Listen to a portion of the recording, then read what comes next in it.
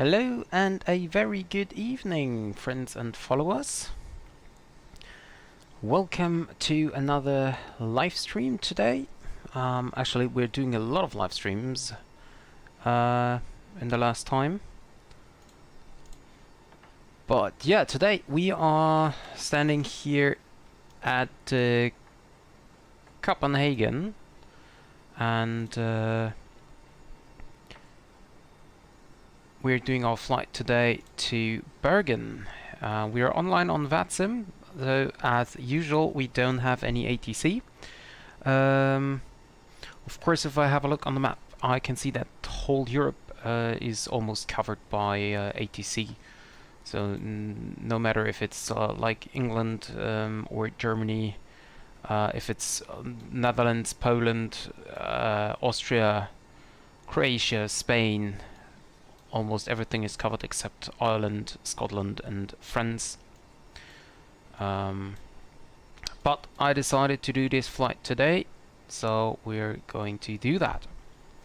And as you can see, we already have the ground power connected. We have the bridge already connected to the airplane as well, as this is not the first flight today, but it will be its last to Bergen. And we are actually flying here the CRJ-900. Let me quickly set down the drone speed. That's a little bit better. Maybe set it to 3. Yeah, okay, that's better. Okay, wonderful. So we are flying the Aerosoft CRJ-900 and Scandinavian Airlines livery. Registration is Kilo Foxtrot India. Of course, the Danish registration Oscar Yankee is in front of it. And let's go around here this GPU, ground power unit, and then check the aircraft. Scandinavian Airlines, you can see that here, operated by Kimba. Check the wings, everything looks fine. Go down, not that down. Check the gear here. Everything looks good. So, whoops, why are the cable disappearing? Okay, sorry.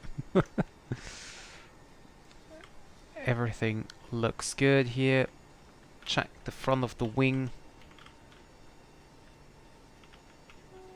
Everything looks fine. My co-pilot didn't yet turn on the navigation lights. Chocks are set. There you can see the full registration, Oscar Yankee Kilo Foxtrot India. Have a look into the engines. Looks great. Tail is fine as well. Okay, engines from the rear. Fine here, fine here. Have a look in the engines again. Fine. Another look on the gear. Looks great.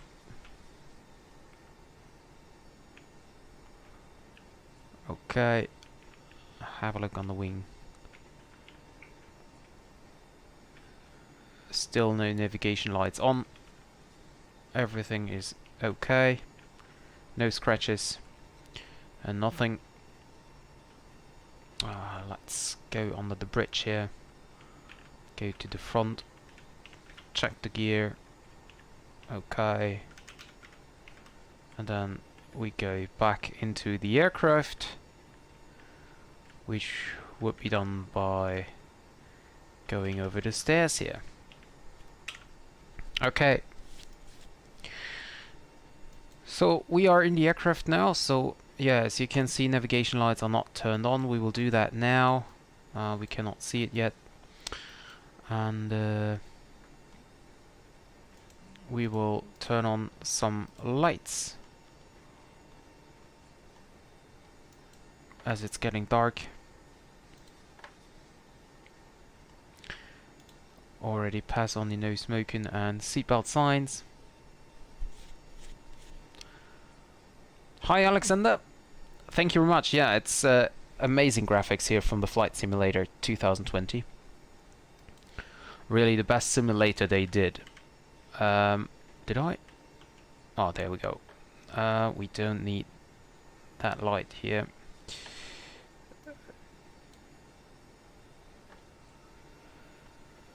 Okay, the overhead light, and we can turn on the okay. So I turned on all the lights. Why is this light still turned on here? Okay, now it's off.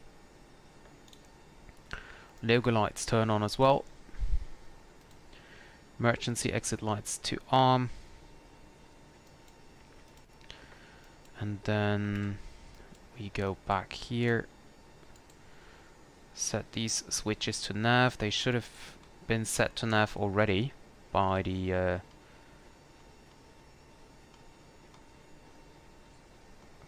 previous crew here. This is a little bit too much light. A little bit less here. Oh, actually, I didn't spend much to the simulator and system to look like that. It's actually the standard graphics. I mean, I've set the graphics to ultra, and now you can see navigation lights are on as well.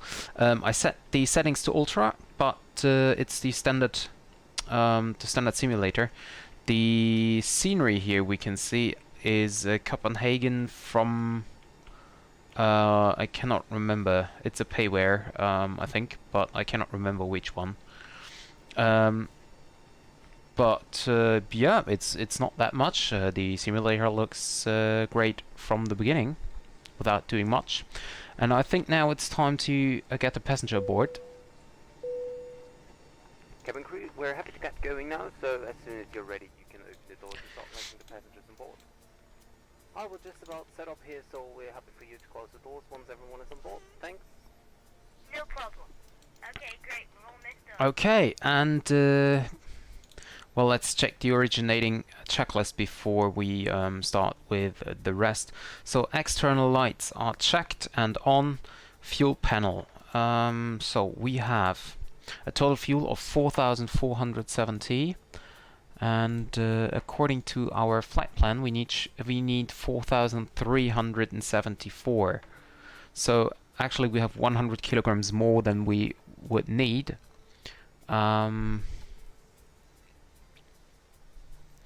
That's fine.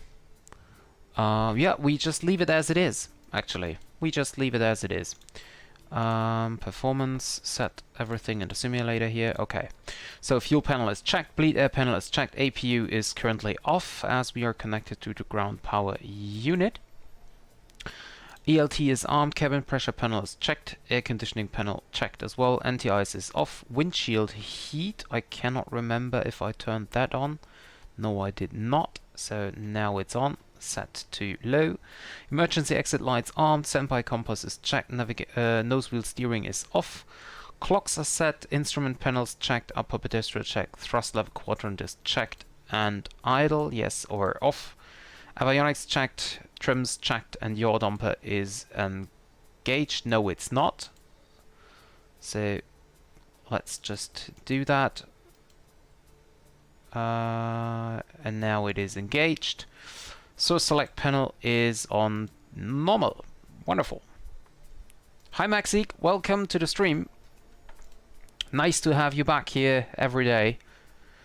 Very nice.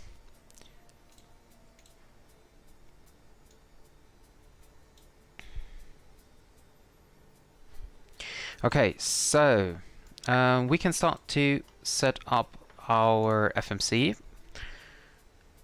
We use the FMS position as GPS position. As I said, it should be done by the previous crew already, but I don't know why they switched the IRS to off.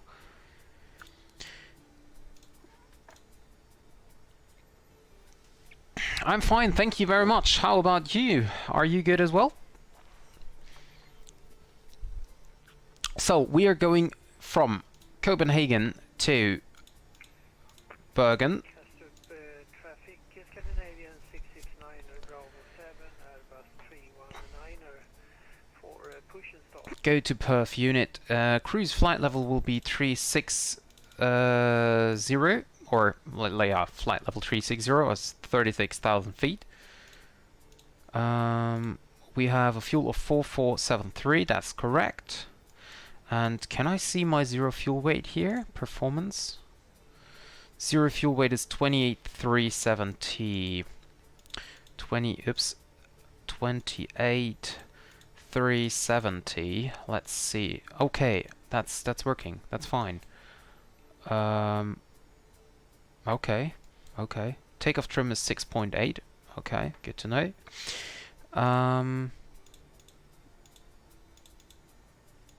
Okay, great.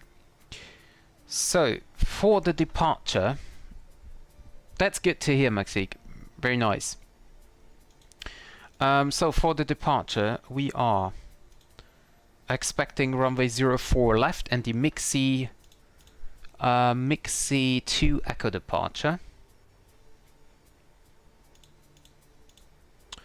Mixi 2 Echo departure, there it is.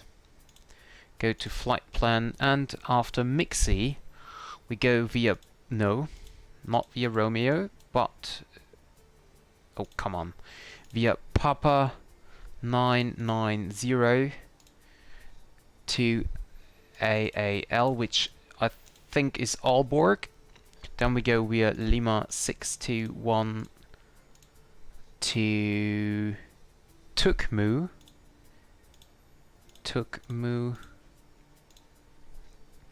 Then via Lima 197 to Badab.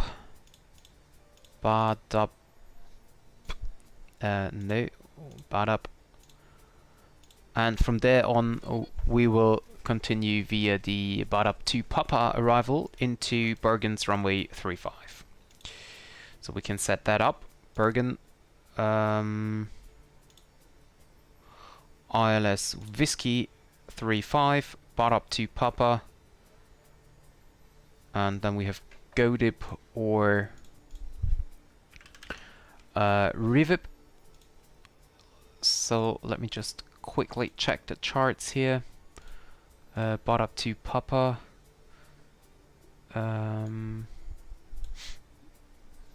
I think we're going via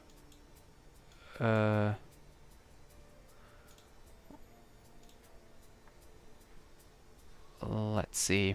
I think we are going via Godit. We are Godit. There's actually also a visual approach into runway 35, but it's not that spectacular.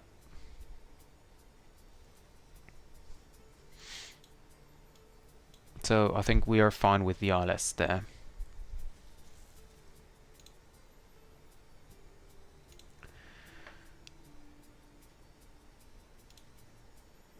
Okay. I could enter some climb and cruise speeds here, but I don't think that's necessary. I will set up the V speeds now. Are they changing? No, they are not changing. Okay, well. Checklist. Before start, so the airport's elevation, according to the charts, is 166. So, whoops, landing elevation.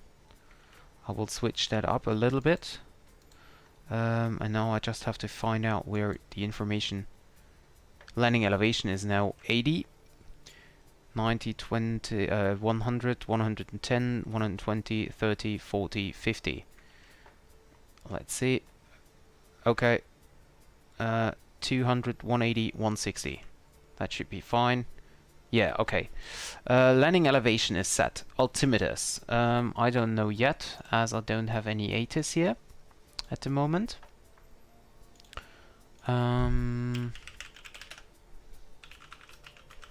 Let's check via Google. Or actually, I can also check in the vPilot. That's maybe better. QNH is 1018. We can set that in. Traffic Scandinavian 669 Bravo 7. Taxi tower 1018, to right. and we set that here as well. Foxtrot crossing 3012 Alpha Alpha 1. And actually, I think for the departure, I will not choose 04 left. Let me zoom in a little bit. I might go for 22 right, because the wind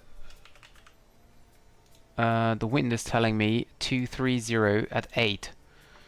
So for my understanding, that should be 22 right for departure. Yeah, let's take that. 22 right for departure, and then we go the Mixie 1 Charlie. I think that fits better here.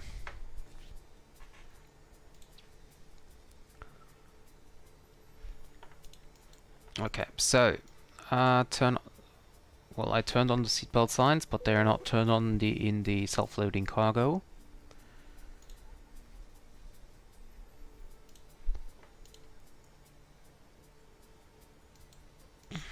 Okay, so the FMC is now set up. I will check if there is no discontinuity. I'm sorry, Maxig, I didn't notice your chat messages. Yes, it is an evening flight. Actually, you can have a look outside, or it's a better a night flight, unfortunately.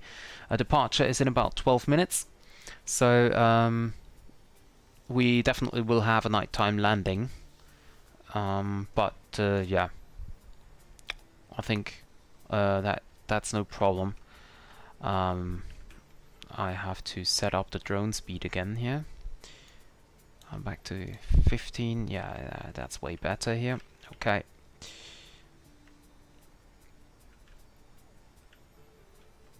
Yeah, so it will be a nighttime flight. Yeah, I really like it as well. Maybe I turn the sun or the time a little bit backwards once we are approaching Bergen, so I have an evening landing there and not a nighttime landing. But yeah, check the FMC for any discontinuity. Just have to sort myself out here. Okay, so next page, Mixie. There we go.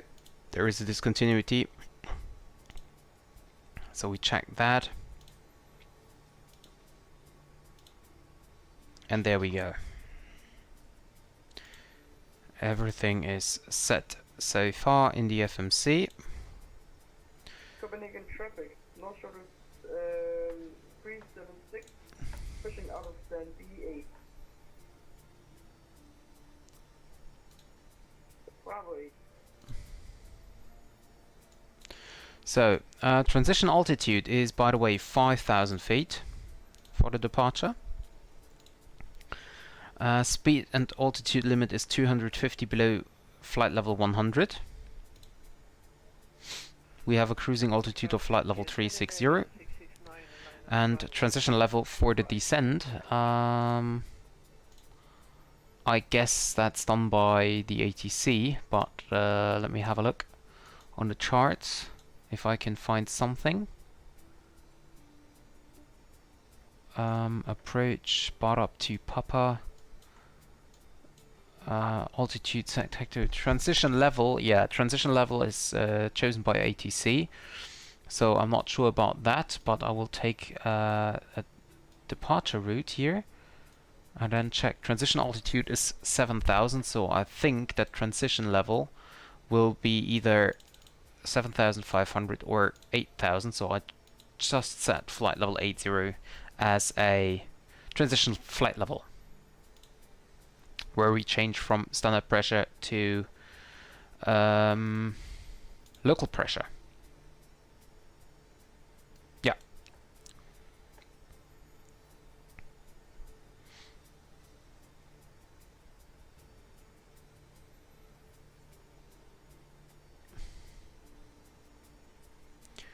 And there we go. So we can start with the before start checklist. Passenger signs are on, landing elevation is set, altimeters is QNH 1018. FM, oh, actually, let me see if it is set here as well.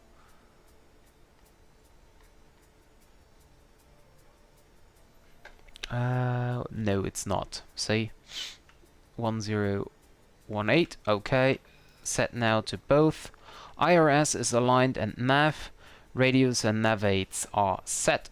And takeoff briefing is confirmed. We are flying the MIXI 1 Charlie departure out of runway 22 right.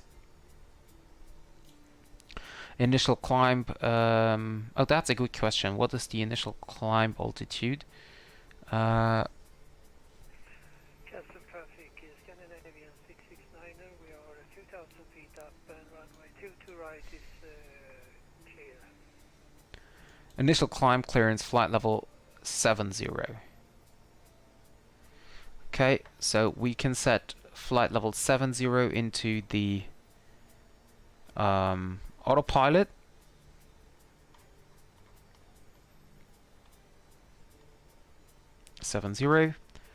And that's it. So before start checklist completed, and we're now waiting until we can start the engines. So basically we have departure time of 7 minutes. So I will just get something to drink and then I will be back in about 2 minutes.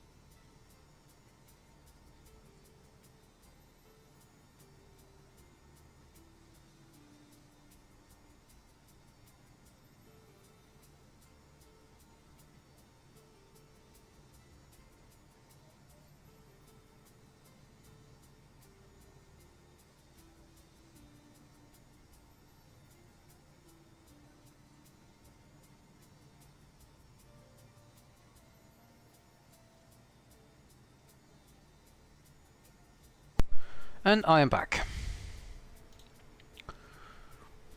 So you can see behind me, let me just go outside. There is a Boeing 737 and there's another one. There's also one waiting. Up there is a British Airways Airbus A320.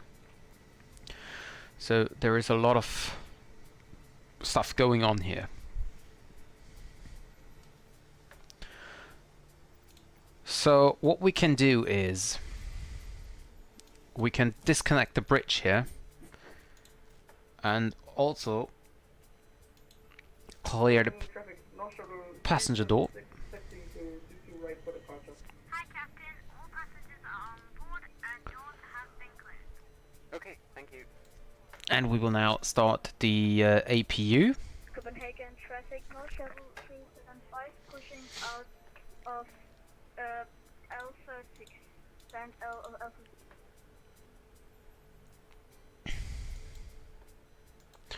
And we can also start the beacon lights now, as we are soon about to start the engines. Ladies and gentlemen, this is your captain speaking. My name is Dennis Kunz. On behalf of the first officer, Mr. Henry Miller, the cabin crew and myself, I'd like to welcome you on board this flight today. We're not anticipating any delays, so we hope to be up in the air in the next 15 minutes or so. For now though, the ground crew are loading the last of the baggage into the aircraft, so if you could get yourself seated and secure it in the meantime, we can make a departure as soon as they are finished. Thank you. So APU is now started. That means we can disconnect the ground power unit. You can see it's going away. And we can disconnect the wheel chocks. And then we are cleared to start. We don't have the possibility to request clearance as we have no ATC above us. So we just do as we would have it and do the clear to start checklist. So personal electronic devices are off, APU is on, electrics checked, takeoff data is set, doors are closed and locked, and now the cockpit door is locked as well. Beacon lights are on, fuel pumps and quantity 4,470 kilograms. Hydraulic pumps are set to on, all set to on, and parking brake is set. So before start or clear to start checklist is completed. We can now call for pushback or actually start the pre-plan pushback tool. There we are.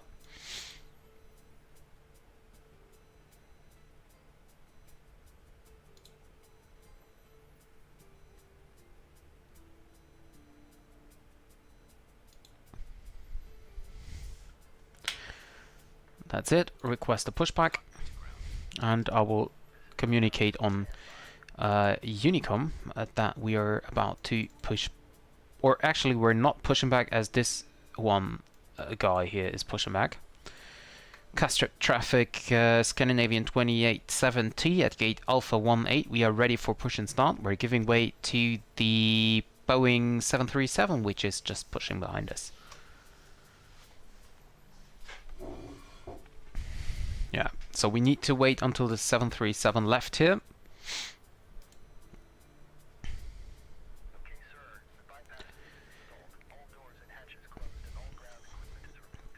It will take some time here.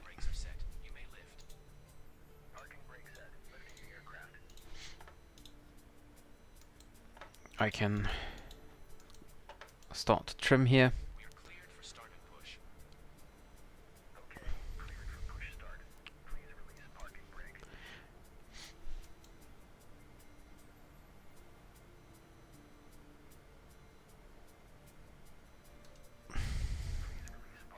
And this guy is unfortunately not communicating via Unicom, or at least I didn't notice it. Yes, I'm sorry, I cannot release the parking brake as there is traffic behind me pushing.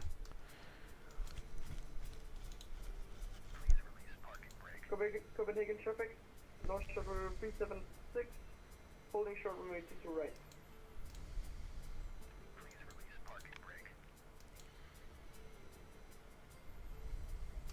And I think we can now push. Yes, brakes are released. Come on.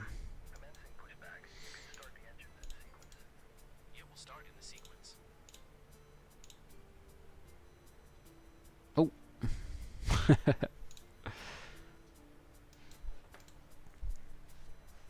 Okay, we can now start the engines. So we will first start engine number 2.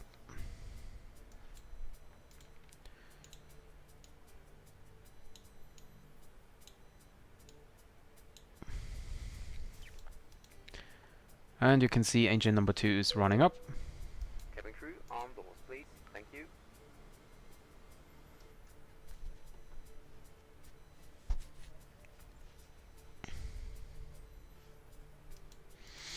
And there is the Boeing 737 here.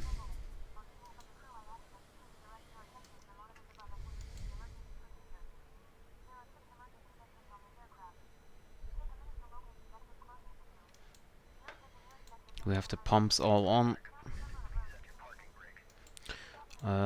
Yes, I'm doing that.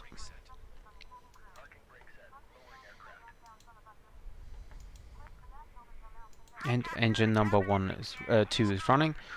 And we will now start engine number 1. That's good. Thank you. So we are waiting a little bit until N2 is rising, and then we start engine number 1.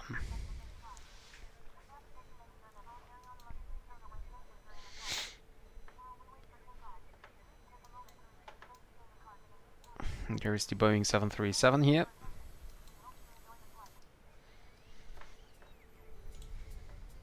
North Shuttle 375, taxiing to runway 22 right. No, I hope it will be a relaxing flight.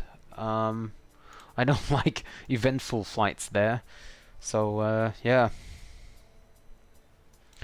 Okay, we can check the after start checklist. So, generators, auto, electrics, check. Bleed valves should be set to auto. Set to auto, there we go.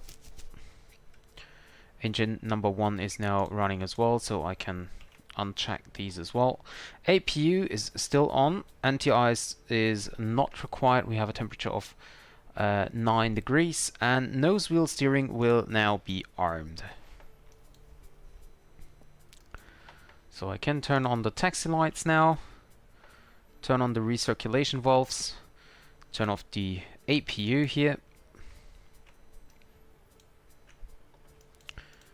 Take the landing lights in order for me to see at least some... Wait a second. Cabin crew, take Well, your seats for that's takeoff, okay. please. Okay, taxi checklist. So slats and flaps. So we set flaps 8, and we check the flight controls: full up, full down, full left, full right, neutral, and rudder full left and full right. All clear, all fine to use. Trims. Let's check. We have a trim of 7.5. We can set that to how can I set the trim?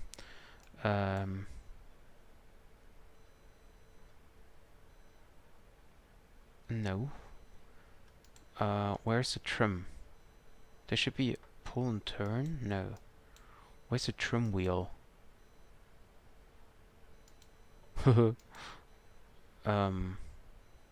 Aileron trim.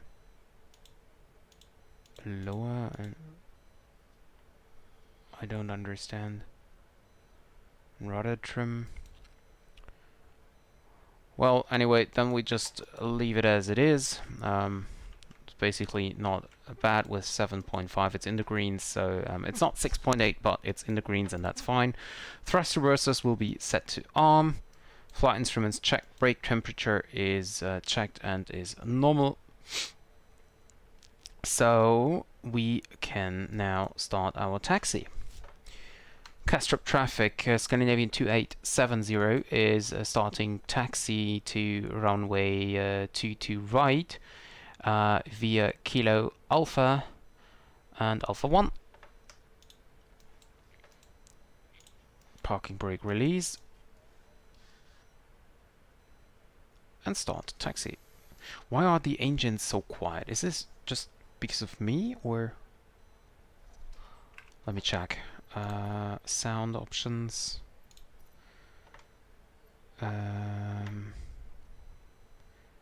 Flugzeug, okay. Okay. Okay, here from the outside it sounds fine. In the inside I don't hear anything.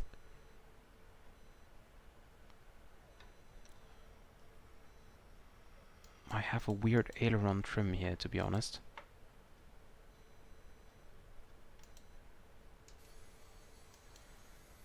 So we're now starting our taxi via Kilo.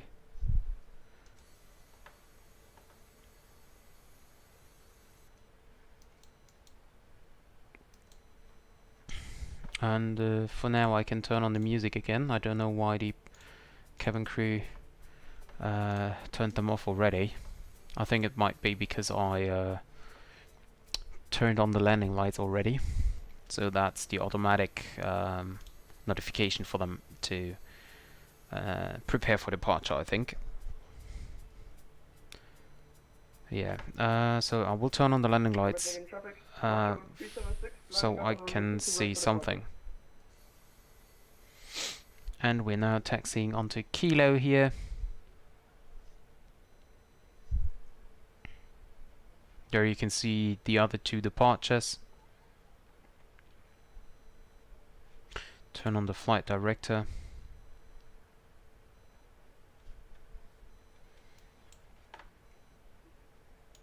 And we check the before takeoff checklist.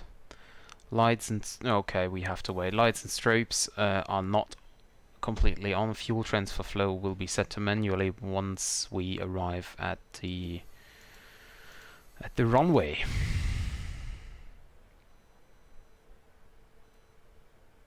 So see, if I turn off the landing lights here, then this light here up front is missing. I just have these two, and to be honest, I cannot. I mean, I can see the line here, but whoops, but this is way better. See, and these are the wing lights, the wing landing light. No, actually, okay, yeah. Now that's fine, yeah. Why is the music off again?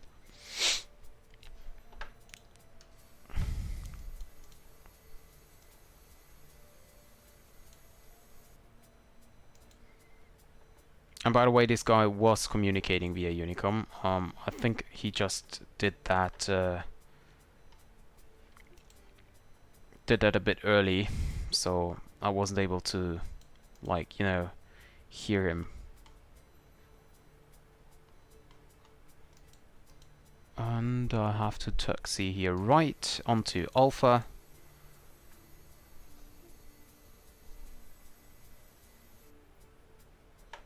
And we cross now the runway, so I set the strobe lights to on so that other aircrafts Copenhagen traffic, North Shuttle 75, lining up on runway 22 right for the are departure. able to see me. Turn off the dome lights here. Approaching. 1, 2. Go via Charlie. Turn the strobe lights off again as the runway is vacated. Well, not completely, but yeah, that's okay. Approaching. 1, 2. Oh, and of course I did something wrong. I am on Charlie, but I should have gone onto Alpha. I just set it on Unicom. But never mind, I will just taxi right here and then left again, so that's no problem.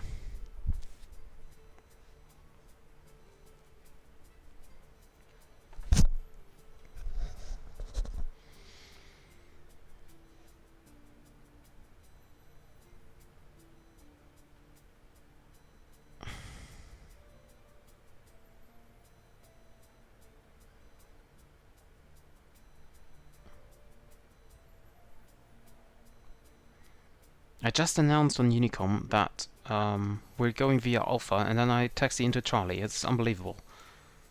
And there's the last bit of the sunset here. Very nice orange sky.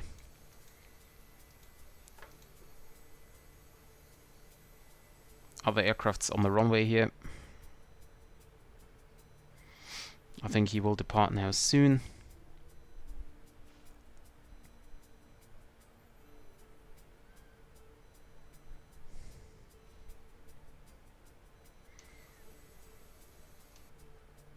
And there we are, runway 22 right.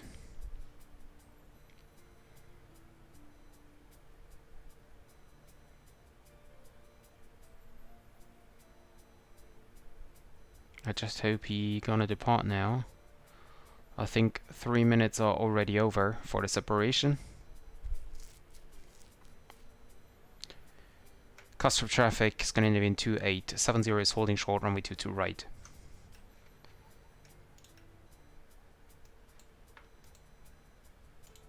Set the parking brake. It's very dark, isn't it? Copenhagen traffic, North Shuttle 375, departing 22 right.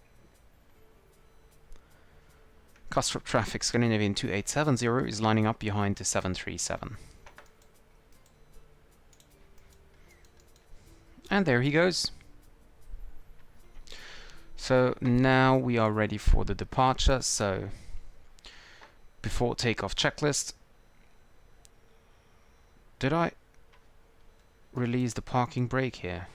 I don't know. No, I didn't. It's way too dark in here. And why don't I hear any engine sound in the cockpit? That's so weird. Okay, so landing lights on, strobe lights on, and transponder mode, or actually weather radar, set to on. Transponder mode set squawk mode Charlie, and now I start the chrono here, just to make sure that we wait 3 minutes for separation.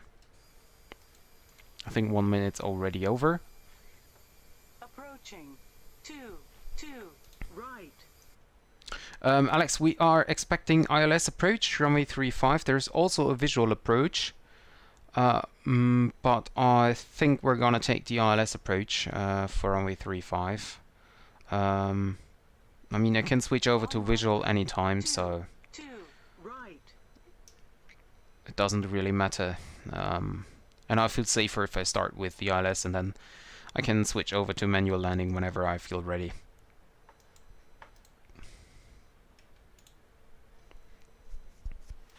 Okay, so we are in position.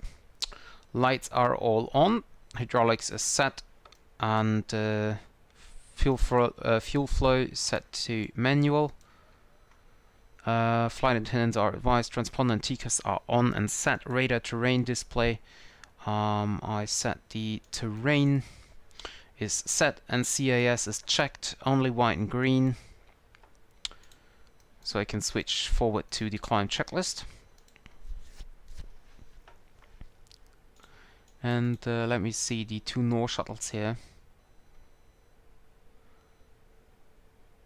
North shuttle, they are going to Aalborg, I think. Maybe? Yes, they are. So basically they are flying the same route as we are via Mixi, so I have to wait 3 minutes. On runway. 2, right. On runway. 2. Yes, I know. That's, by the way, for security reasons there, the information. That's always repeated, I think after 1 minute it is. If I'm not mistaken. So at DME2 Kastrup 1112.5, so let's quickly set that in. On runway. 112.5. On runway. 2, right. Nav source, we are 1. Yeah, at 2 DME Kastrup or 1,500 feet, so we will take 1,500 feet. And then we can depart now.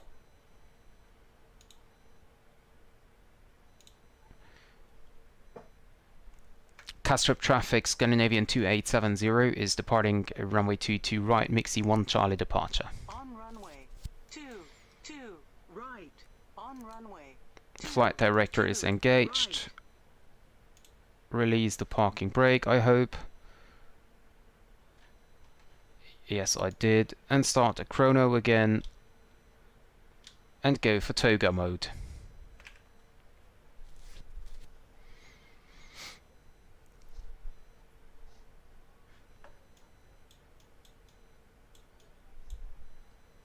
Whoops, getting a little bit off the runway here. 100. Checked. We have a little bit. And we rotate. And positive rate, gear up. Gear up, please. Yeah, gear up.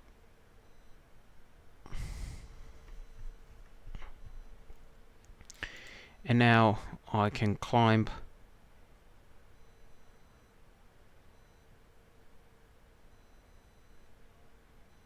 to 1,500 feet. Climb thrust.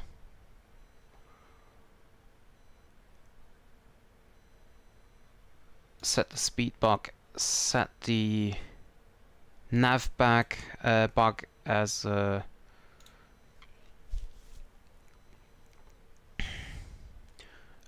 we are above 1,500 feet there already, so we can turn now,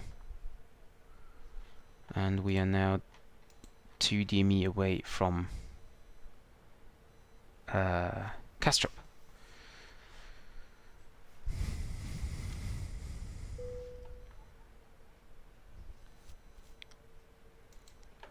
Can increase the speed now, 220 knots for now, just for the turn here.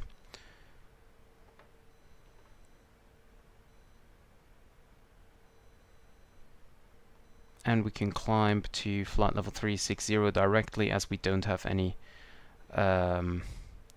ATC here. Can set flaps 1 now.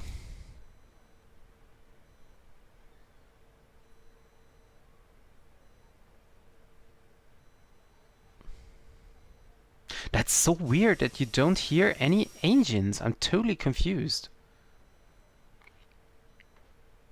And we can increase the speed to 250 knots.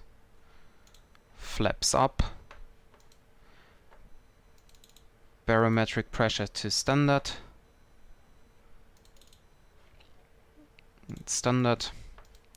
And then we have the after takeoff climb checklist. Fuel transfer flow set back to auto. Bleeds and APUs off. Thrust reversers can now be switched off as well. And climb checklist is completed.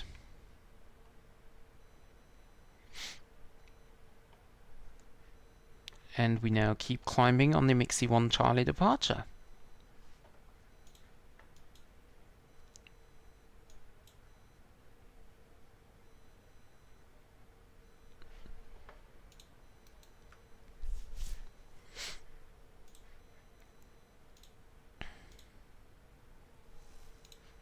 And we don't expect any turbulences, so as soon as we're passing flight level 100 we will switch off the seatbelt signs, as they are not needed anymore.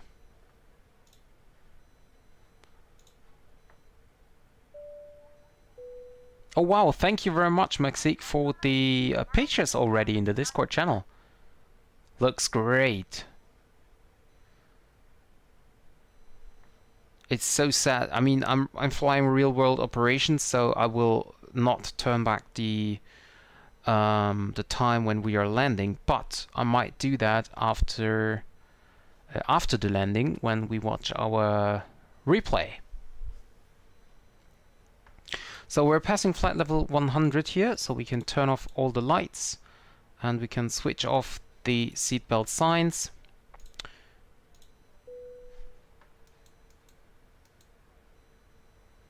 And we can increase the speed to 90 knots.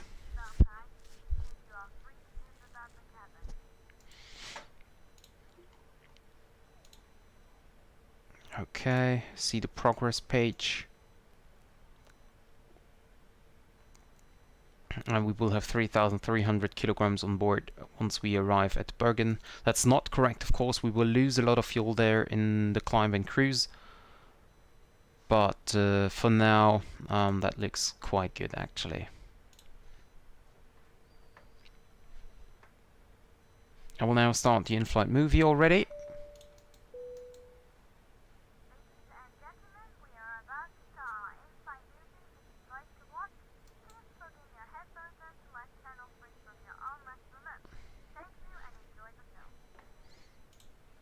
That's great. Okay.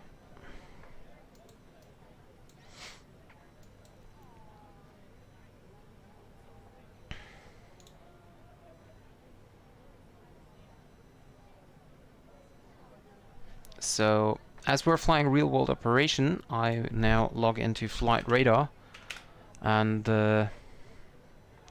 have a look where the real flight is.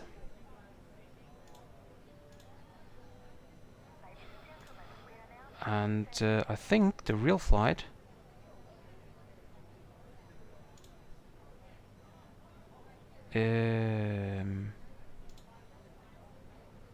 that's interesting. I can't find it.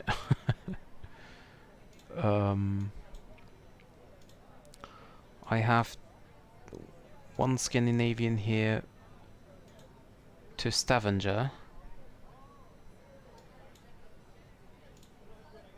I have one Scandinavian to Trondheim, but I don't have the Scandinavian to Bergen.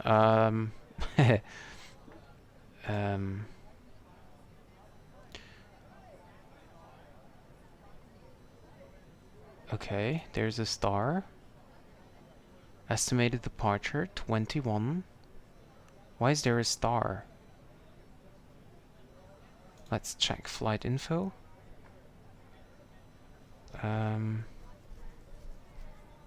Okay.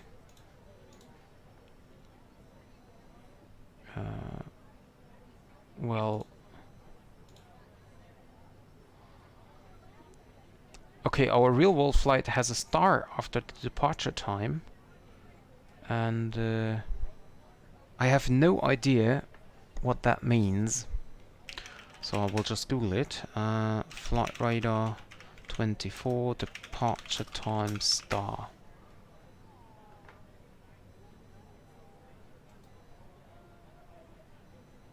Oh, okay. So the star just means it's past the scheduled departure time, but it's not trackable with flight radar at the moment. So that's basically the reason behind the star there.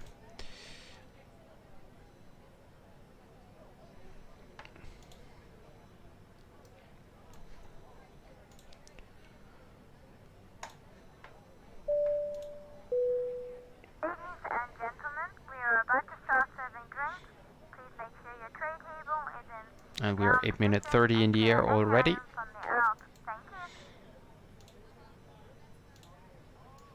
Can turn that off for now. Don't need the terrain radar. I can switch over to weather radar, although the weather radar is not really working. It's just, you know, just black. Although we don't have any clouds here. No significant clouds, at least.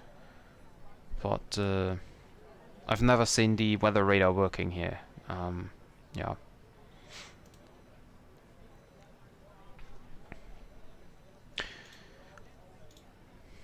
Okay, so it's yeah, weird. Especially our flight is not there. Stavanger is there because before I started the flight, I was thinking if I or which flight I want to do. The possibility was Bergen, which I gonna do.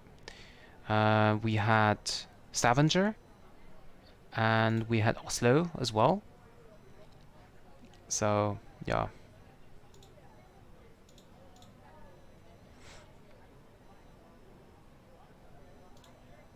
But especially our flight is not trackable. That's weird. Really weird. I mean, it's not it's not a big problem, but I always like, if I do real world operations, I always like to have a look on where the real flight is compared to our flight.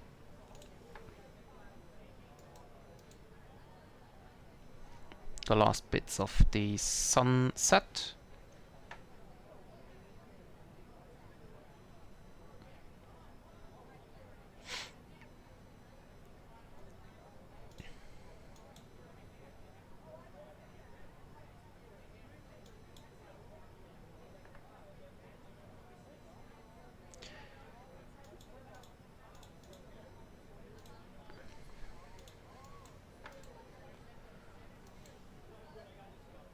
And just to be sure, I will make a quick fuel check here. Over Mixi, we want to have 3,500 kilograms. And we have 3,735, so that looks good. Because I had 100 kilograms more than we would have needed. So if we need 3.5 at Mixie and I have more than 3.6, then we already saved a little bit of fuel.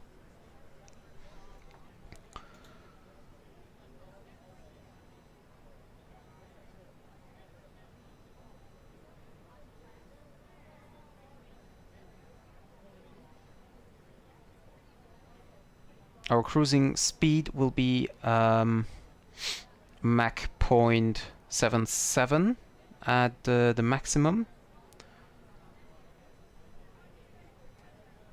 Or actually it will be 7.6 once we are in the cruise. It will just be Mach 0.77 in the climb, which we have here already.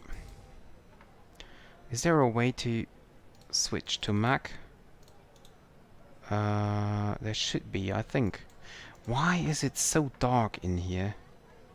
I mean, no, that's at least not the... That's the displays and captain panel. Oh, that's okay, that's that. And then we have miscart lights and overhead. Okay. Probes can be turned on. I mean, I can switch on the dome lights here. That would help us a lot. Oh well, actually, why not?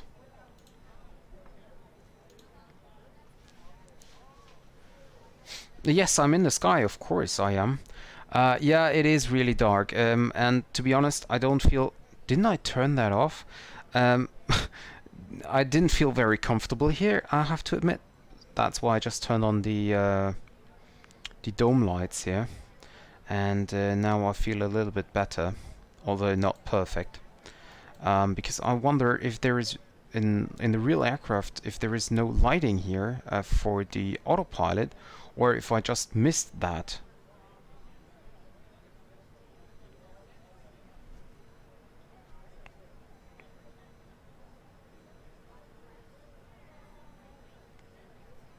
And I also don't know what the transfer button here is. Leave it on nav.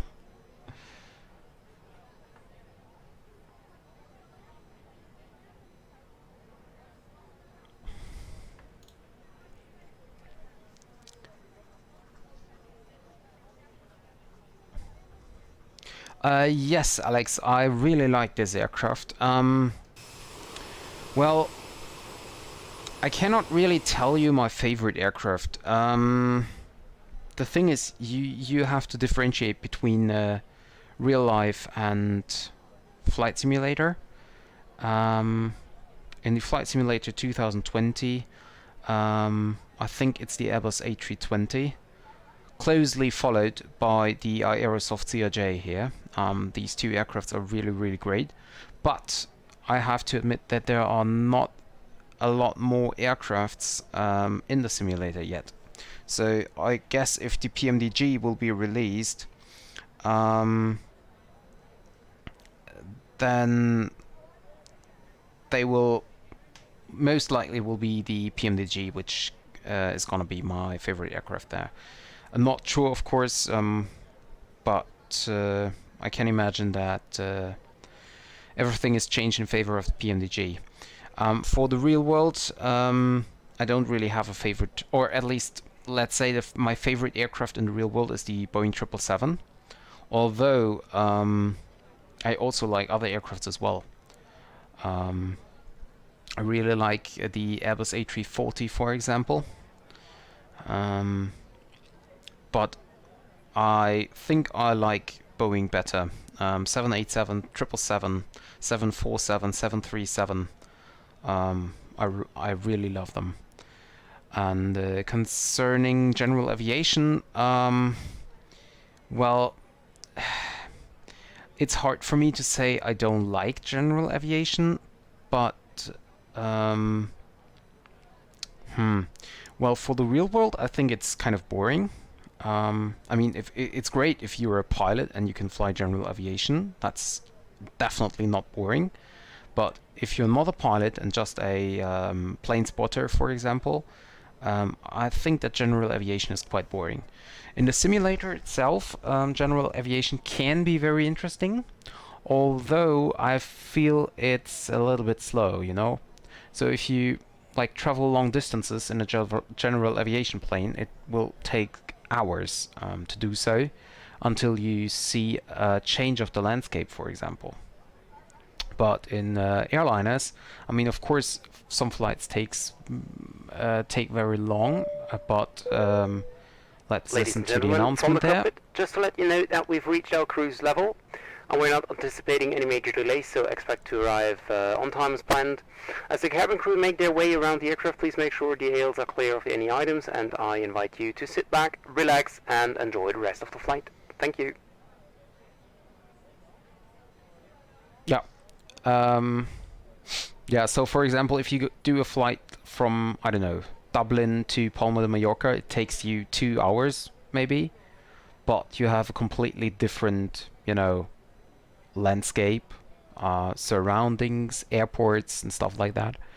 If you want to have the same change in landscape and everything with general aviation, as long as you're not flying business jets like a TBM 930 or so, it takes like 4 to 6 hours for the same change. So I think in the simulator, general aviation is boring as well, as long as you are not trying to explore some, I don't know, mountains or seas or whatever. Then it can be very nice. And also, if you want to explore where you live, then it's always nice to, you know, depart a little general aviation airfield near your home, and then fly some circles above your home, and yeah. But overall, I like the airliners way better. It's just, yeah, a little bit more interesting. Also, like, you know, more checklists and stuff, and computer stuff and stuff like that. Oh, and by the way, I just noticed that on the real-world flight is now departing runway 22 left, so it has a lot of delay here. It was scheduled for 19 Zulu, and it's departing right now, so almost like a half an hour delay.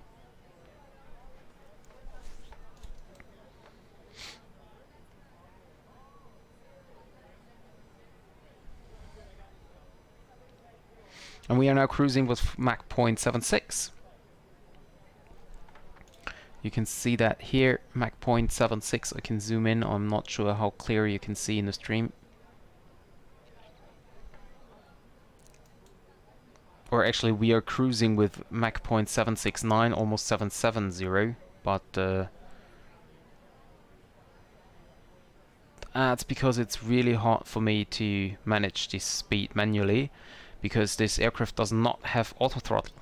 So without auto throttle, it's really hard to change its speed here. And yeah, that's the problem I have. Nevertheless, this is a great aircraft here from Aerosoft. Really nice aircraft. The model is really great, and the flight dynamic is great. Everything is working. I really like this aircraft here.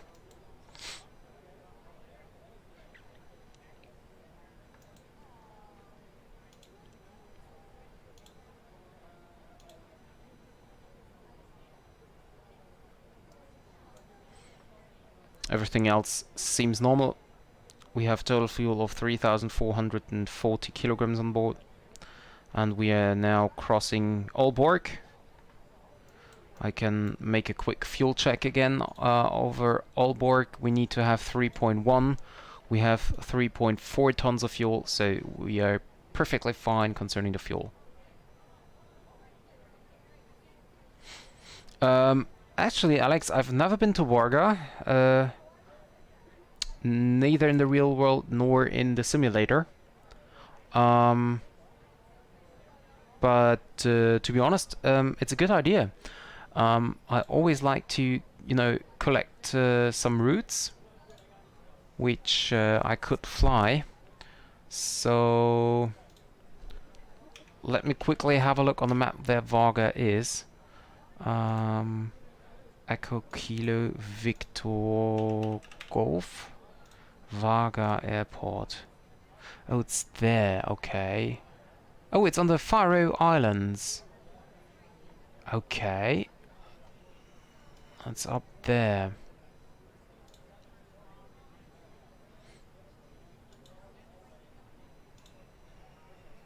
That looks great. And we have indeed Airbus A320 departing. So we can either choose to fly Atlantic Airways to Edinburgh, or Scandinavian to Copenhagen, or A320 to Billund. That sounds good.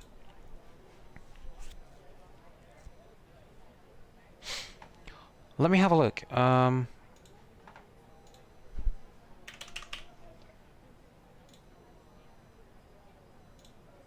So Varga. A cool visual approach by my NDB.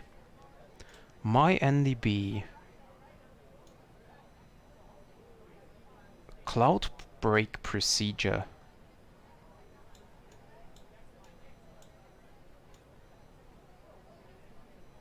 That actually looks quite nice. So Penton holding, okay. Procedure authorized during daytime only. Procedure in airspace classified Golf. Expect moderate to severe turbulence. Extreme caution should be exercised when flying in fjords, valleys, or near islands along the coast due to transmission lines. Yeah, of course. My genius, my Mcgenies. How's that pronounced? Okay, so we are here on the Mcgenies in the Penton holding. Now we leave the holding on a heading of 145 to whatever fix this is. Oh, wind minute. Okay, I just saw 1 minute. No, wait a second. We're flying from my NDB on a heading of 325 for 1 minute. Then we go back, and then we're here on 3,000 feet, and then we fly a heading of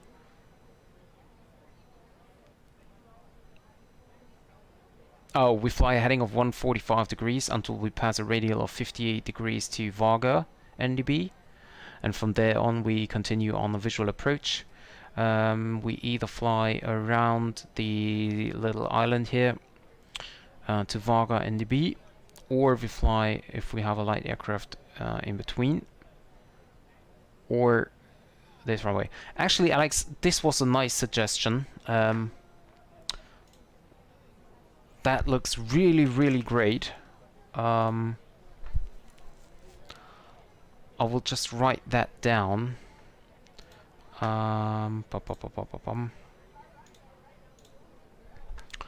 Where are my route suggestions? There we are. Echo Kilo Victor Golf. Either to Edinburgh, or no, either from Edinburgh or from Copenhagen.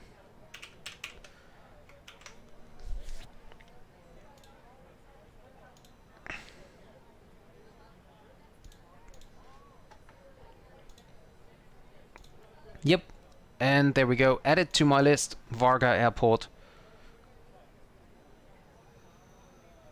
This looks really, really great there. I will definitely try that, and I will just also have a look on the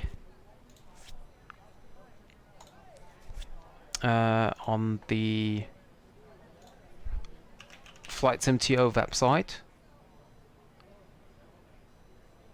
but unfortunately there is no scenery, I think, Echo Kilo Victor Go. Oh, there is. Alpha Traffic, Launch Shuttle 376, landing on 08 right. Okay. Echo Alpha Kilo traffic, Victor Go, Launch Shuttle Vaga Airport, 375, Faroe landing Islands. for 08 left. Okay.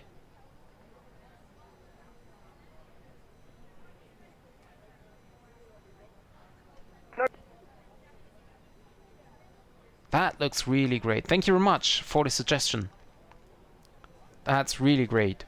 Runway is 1,800 meters. Yeah, a really, really small runway there. Well, actually, I didn't expect anything different. But that really looks great.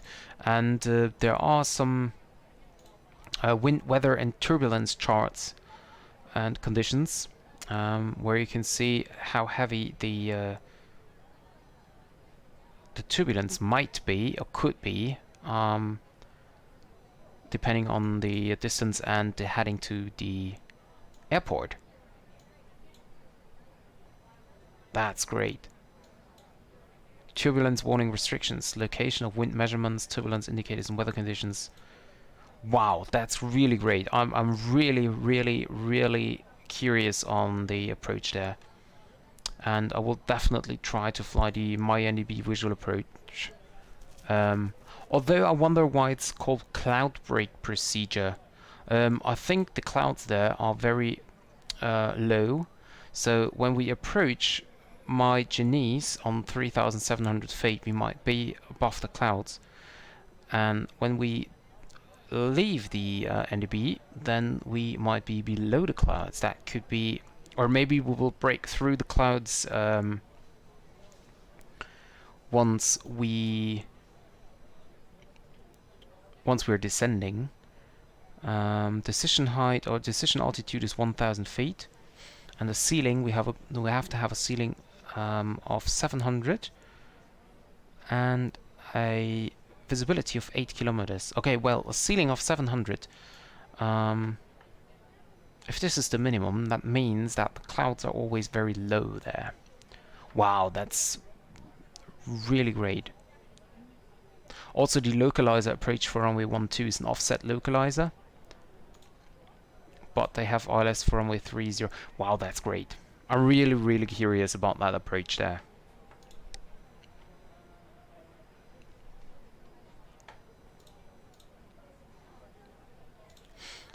And I'm so curious about it. I think I'm gonna fly this flight within the next days. The latest, I think, at the weekend. I just have to look. Well, let's see, arrivals. So the latest arrival is a Atlantic Airways from Copenhagen at 2020. So if I want to do a real world flight there, then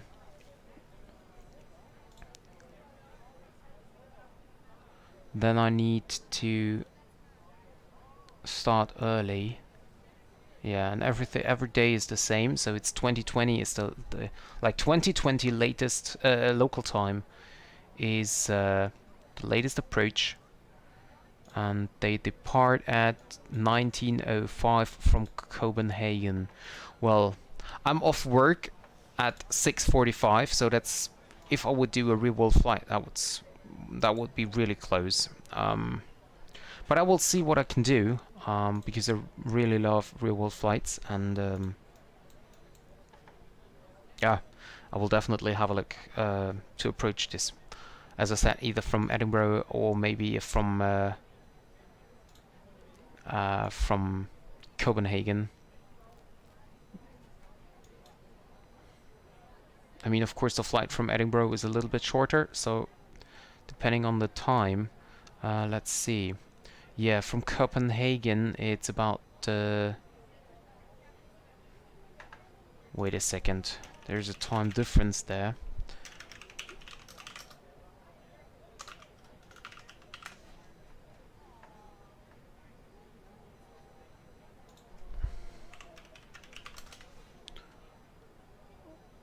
Let me see about the flight time.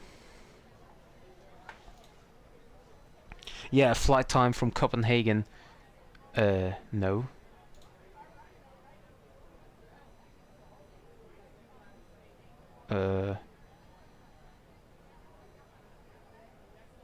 Well, let's have a look on the flight radar.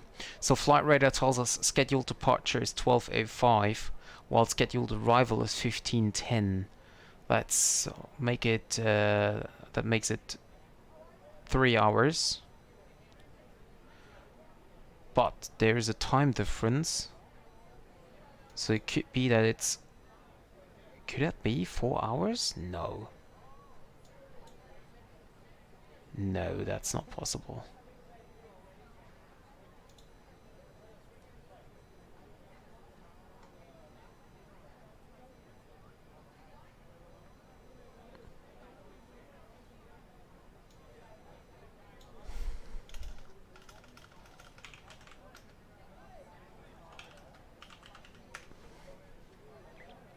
Okay.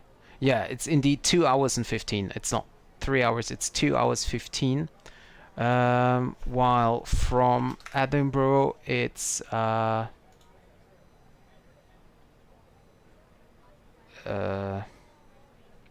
less.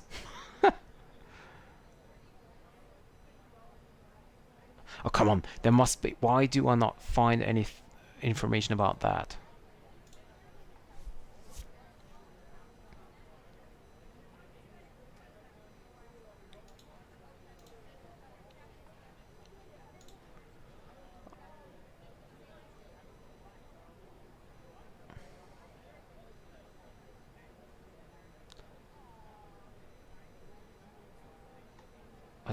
Oh, okay, 1 hour 5, okay. So from Edinburgh to Faro, it's 1 hour 5, while from Copenhagen to Faro, it's, or to Varga, it's 2 hours 15. Okay.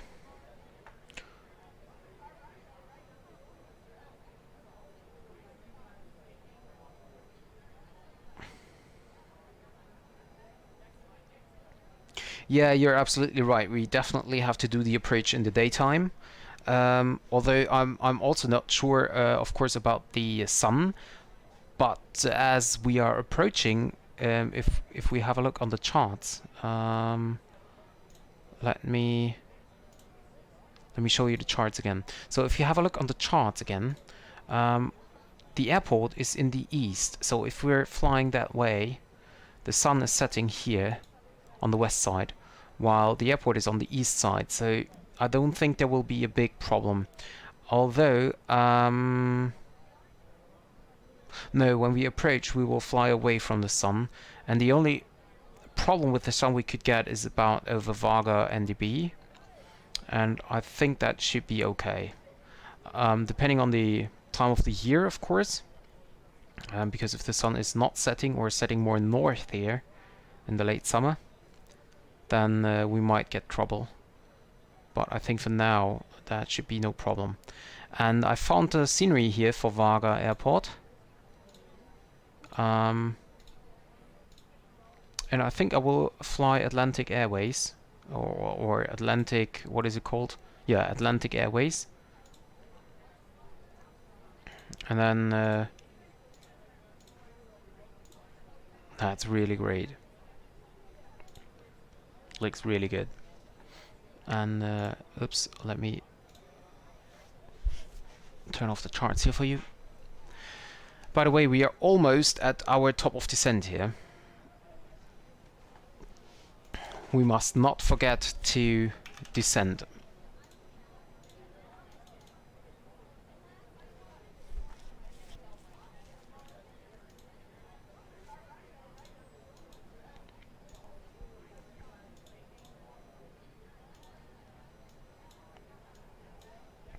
And by the way, for our descent, we have to cross Octos at flight level 90 or above, which is set in the FMC already.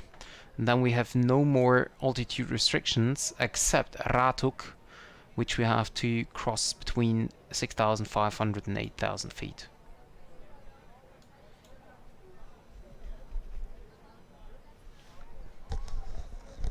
So I know that the approach into Bergen is also very interesting with the sun during sunset. So what I will do is I start the recorder tool, and then we land the aircraft on a normal way. And once we're on the ground, we will disconnect, and then I replay the flight. And then we're gonna set the time to sunset and enjoy the views outside of the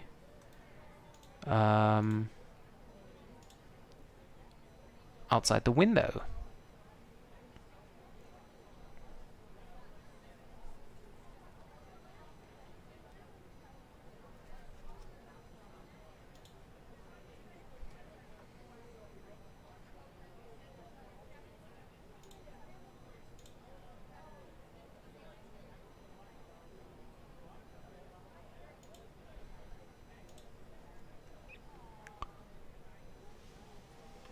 Yes, you're right. I have been to Innsbruck. Actually, I've never been to Sion, and I also haven't been to Chambéry. Actually, I don't even heard of Chambéry yet.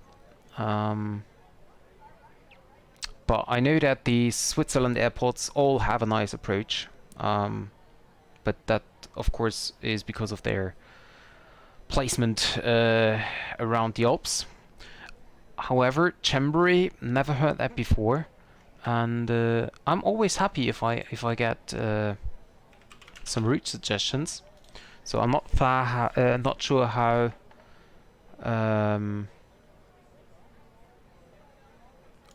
Where are my route suggestions again? Oh, here.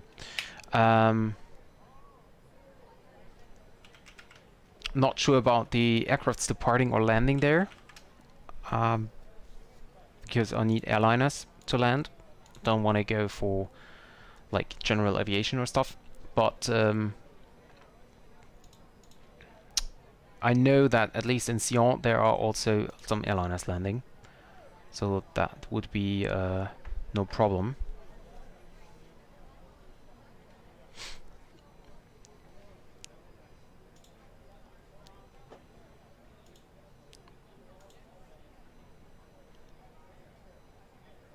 Oh, CRJ is fine. Okay, yeah, see, that's perfect. If the CRJ is fine, that's perfect.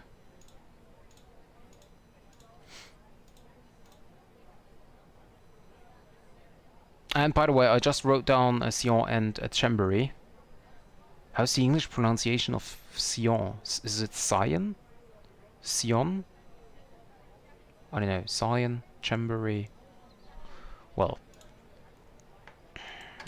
We have to take care about our top of descent here. 18 miles to go.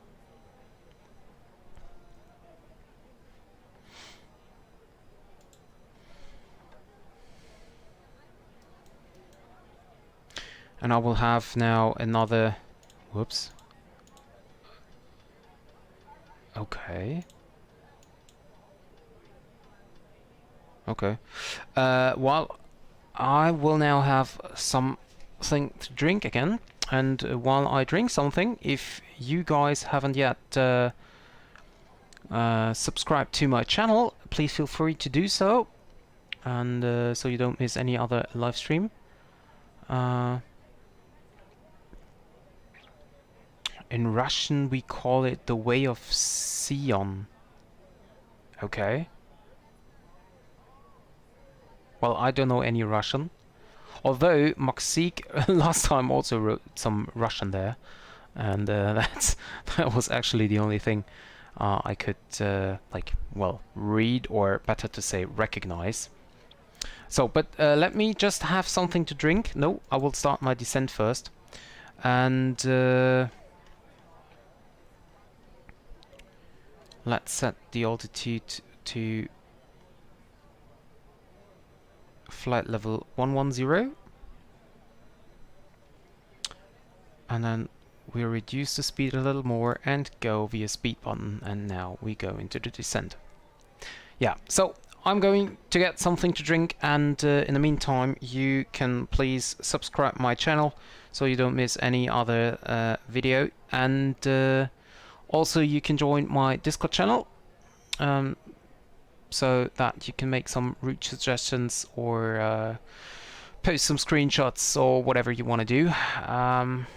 You can do in the respective channel. And I'm off now for something to drink, and I will be back in a minute.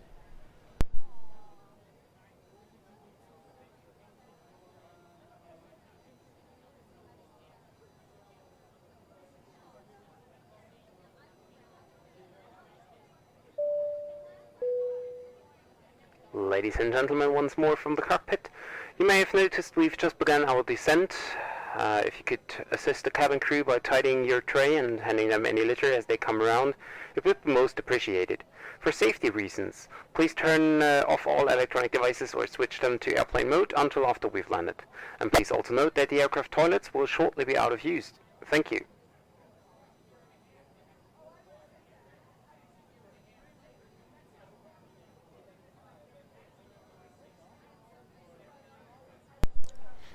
And I'm back.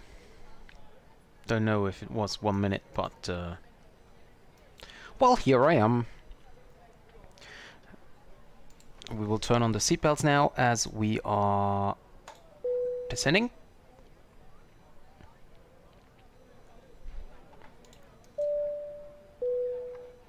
Ladies and gentlemen, the captain has turned on the seatbelt sign.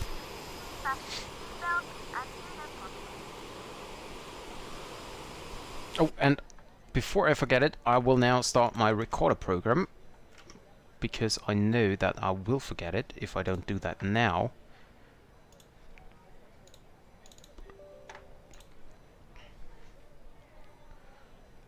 Where is it? Huh? Where's my... Clicked the wrong program here. Okay, there we go. There we go. What did the captain say? Can I use toilet now? That will be a catastrophe. I want to... Yeah, the toilets will be out of use for landing, so they will be closed just for the landing, so that passengers will not be on the toilet during landing. That's why the announcement said that the toilets will shortly be out of use, so anyone who needs to go to the toilet should go right now.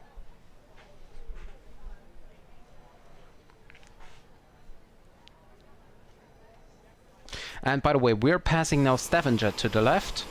Stavanger Airport, let me see, almost here, okay. So Stavanger Airport is down here somewhere. There is the airport. Well, at least there is an aircraft. So let me see, where is the... Oh, there is the airport. Yeah, of course, we're moving. There's the airport of Stavanger. There's someone arriving.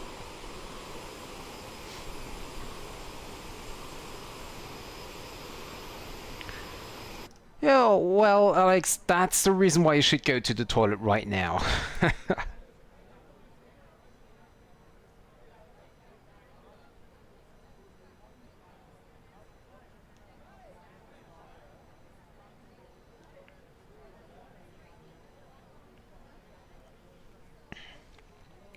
And I think we need to descend a little bit further here. Faster. That's what I mean.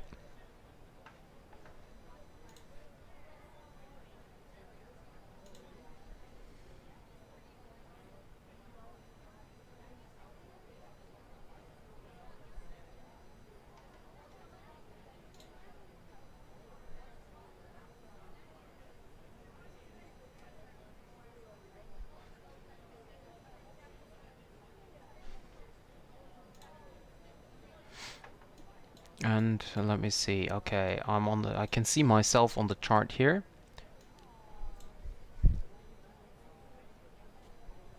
I have another 14, 23, 32, 37, 42. I have another 42 miles for 21,000 feet. Okay, so I need to descend a little bit faster.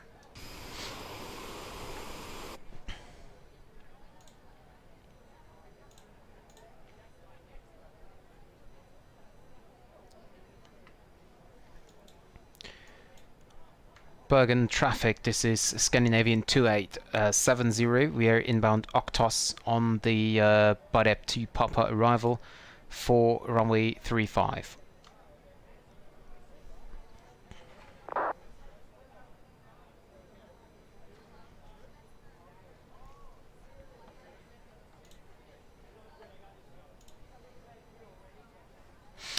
Yes, Alex, I did fly to TVAT, although my simulator crashed in the final. I didn't stream at that time, but I've been to TVAT already. Nevertheless, TVAT is also on my list of airports I want to go. I have been to Samos, and I wanted to go to Madeira last week, I think, but the wind was not that good. So that means I should have approached on the other side of the runway, so which is runway, what is it, 221 or what? I'm not sure. However, I would have approached the other way around, so not with the well-known visual approach. So I decided to not go to Madeira, to go somewhere different, and also the Greek islands. I've been to Corfu, to Kerkira a few days ago. I think did I stream it? I'm not sure if I streamed it, but I have a video. I have a video on my channel, no, on my computer, which I have to finish first, approaching into Kerkira. London City, I have been. Not on a live stream. That's a good idea. I could do that on a live stream as well. Although, I mean, the perfect aircraft, of course, would be the Jumbolino, which has been released by Field Air, I think it was, the BAE 146. But I don't have it. So I know that also A320 and CRJ can approach London City, but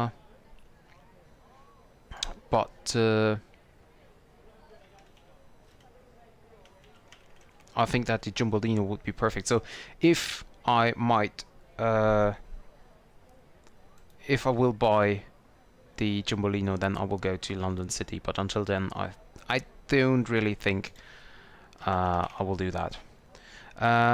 For Corfu, there is a scenery on Flight Sim TO, airport of Corfu, which is freeware, and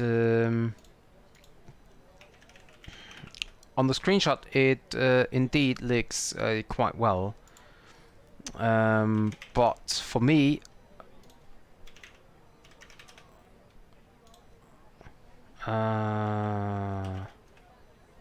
good question. Do I have this scenery? I have a scenery, but I cannot remember which one it is. Because, let me see. I think I bought one.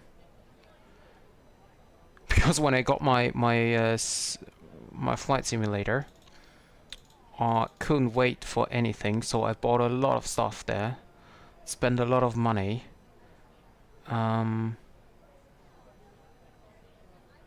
And now the problem is I cannot remember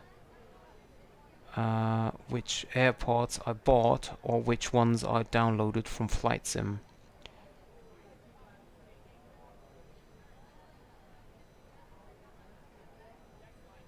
Oh, it's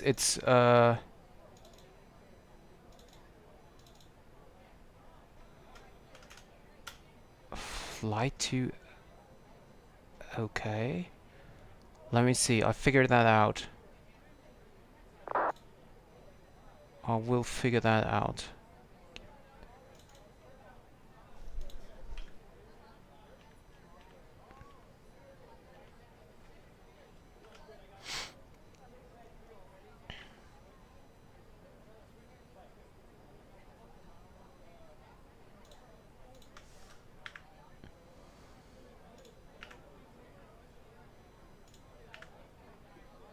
That's a good question. Oh, well, I almost all the time download from Flight Sim TO the sceneries. and I have never ever been disappointed yet.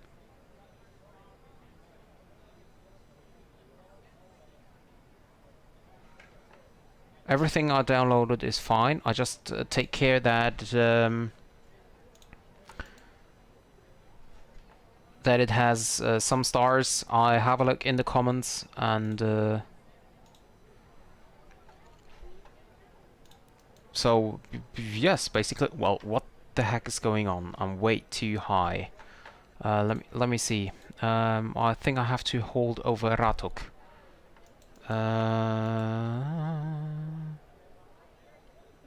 Hold over Ratok, and we have a radial of 179. East 179. Inbound course 179. Traffic Scandinavian 338. I cannot click clear. Inbound course is 279. Okay, I cannot check anything, so just take the holding as it is. And now I can max kios 220. Quadrant radial. So I'm going east in a heading of 179 here. Why can I not change that? Inbound course 179 right turns. Okay, that looks better. Execute. Okay. Do whatever you want to do.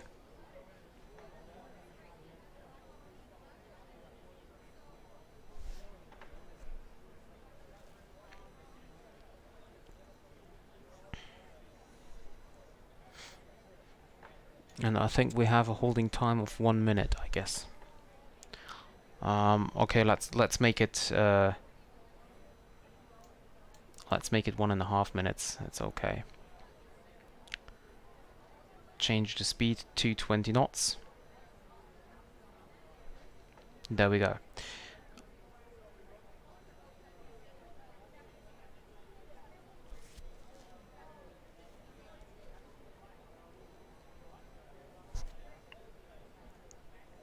Yeah, I heard of Sim Plaza. The problem is with Sim Plaza that you get a lot of payware scenery, which is of course illegal. So I don't download it from there. From Flight Sim TO, well, yes, some sceneries, as it's freeware and as it's manually done, can indeed crash the simulator. But if you don't install, you know, several sceneries at the same time, then you will know when your simulator crashes. So you can just go to the community folder and delete the stuff. For me, though, I didn't have any problem yet with the simulator and the sceneries. As I said, I just checked that some stars are there.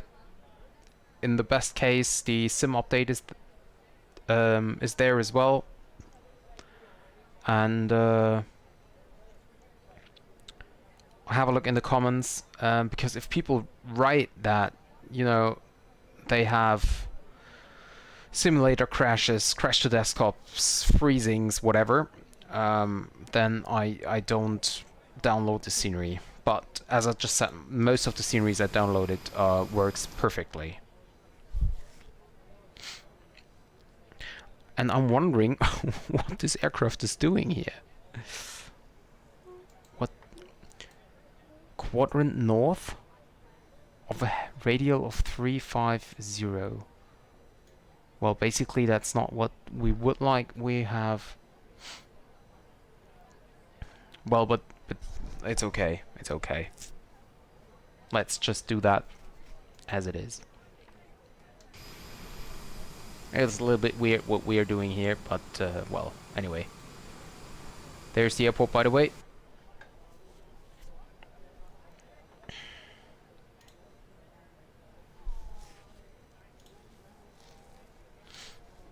Is there a way to... Oh, here, okay.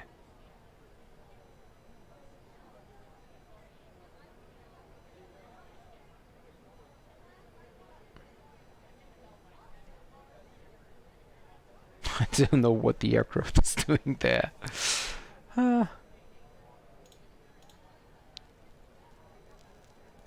Why is...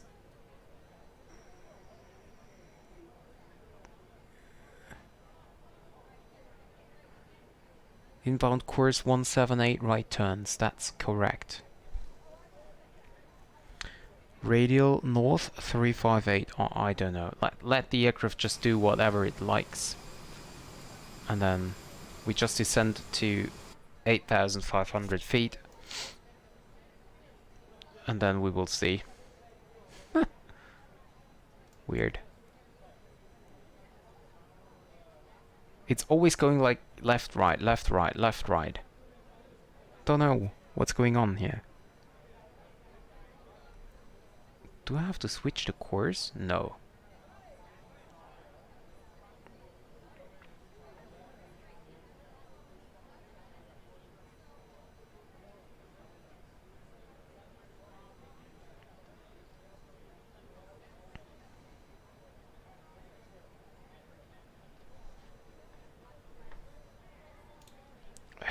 I'll push now the heading button.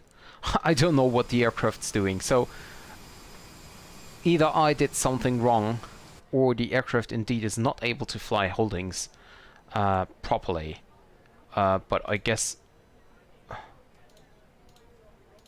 I just did something wrong here. So I'm not even sure what quadrant and radial means. And why is fix ETA 1330? 13, fix ETA, estimated time of arrival 1330. That's... Expect further clearance at 1335. Well, that's weird. ETA, I don't know, 20... whatever, 15 maybe? That's not even working. I cannot even set this time here.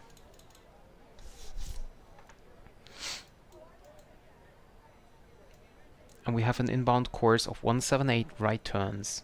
That's according to the charts. Well, actually it's 179 right turns. It's not working. And quadrant north. Yeah, that's correct. On 358. Oh yeah, that's the other side. Okay, okay. Okay, let's see. Nav.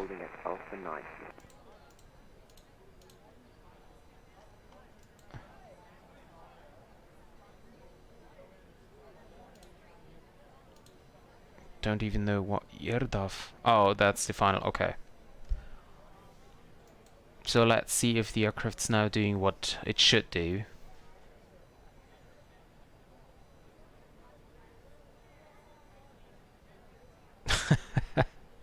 Well, actually, yeah, it's quite funny what's happening there with the aircraft, but the thing is, it's not bad for passengers. I mean, basically, yeah, of course, we have left and right turns all the time, but nothing's really, you know, happening there. It's nothing bad is going on, so...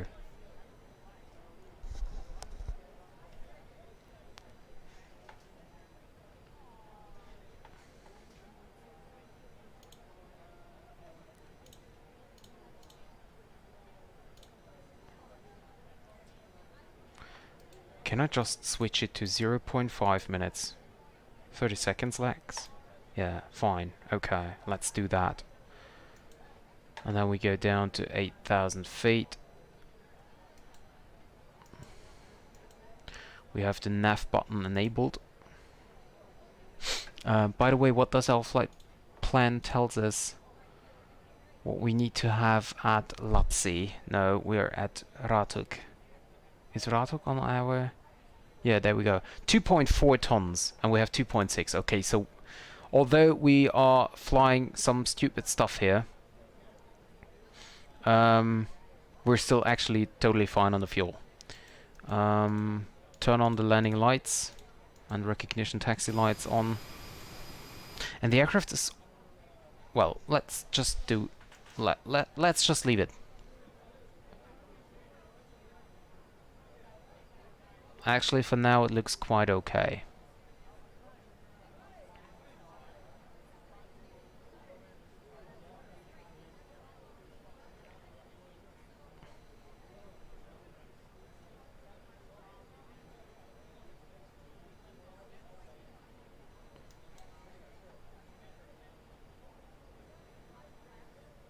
Now we're turning. Well, we're now going in the wrong direction. We should have... Okay, okay, okay. Keep turning, keep turning. So if it's now turning back to Ratuk, then it just did the entry procedure. And that would be okay then.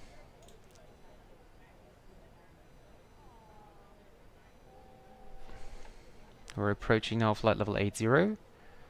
And actually we can exit the hold here. Don't need to hold anymore. And we can now fly direct Bravo Romeo 732.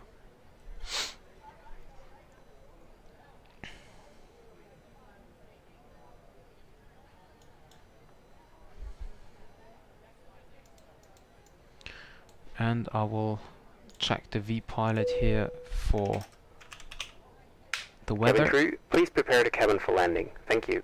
And we have a QNH of 1023, so set that in. 1023. Come on, 1023. 1023. And 1023. Set. Descending checklist. Landing elevation is set. Fuel is checked. TCAS is set. Radar on. CAS is checked. All white. Landing data is set. Approach briefing completed. And then we are at the before landing checklist. Passenger signs are on. Flight attendants are advised. Thrust reverser set back to arm. Landing gear not yet down and flaps still 0, of course.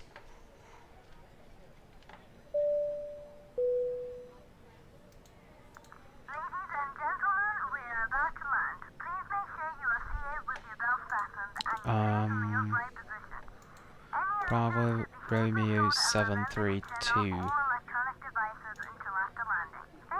Execute. There we want to go.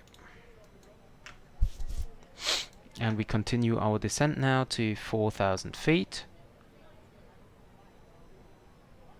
Speed.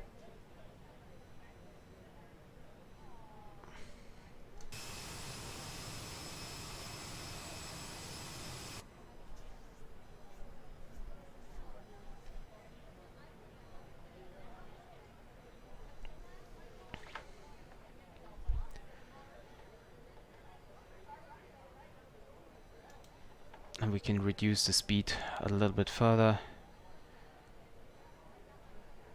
to 200 knots. Flaps 1.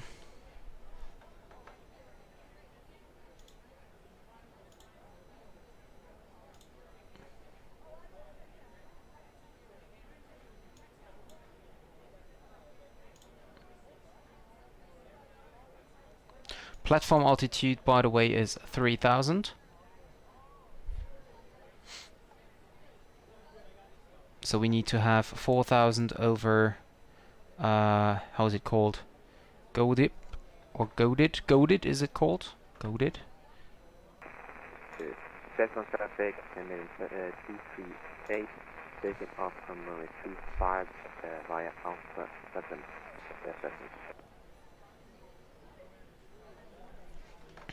And we're fine this time on the descent path.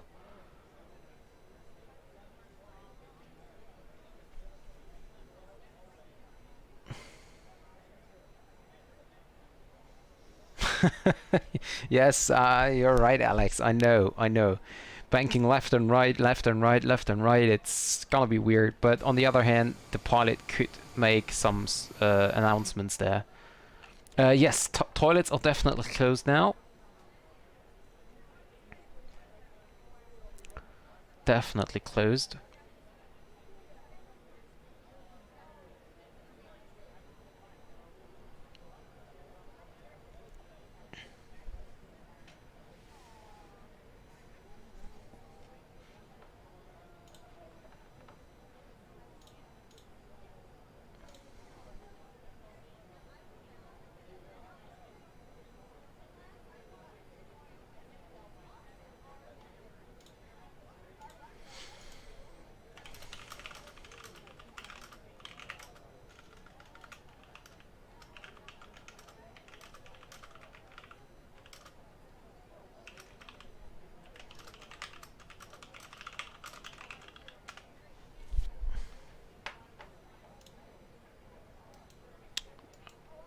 See, and if there is sunset, then we would have sunset approach over here.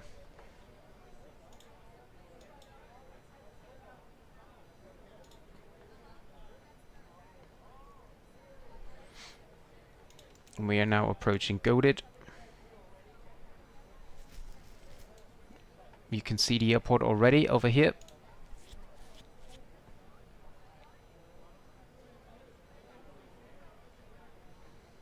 It's still weird that I cannot hear any engines in the cockpit. It's totally weird. I mean, I have it on the outside, but it's weird.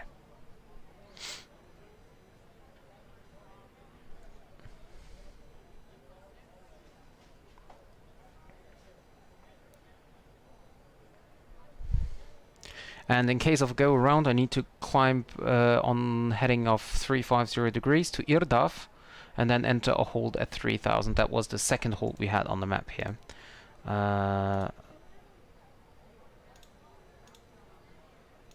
Okay, I cannot see it at the moment. Anyway, yeah.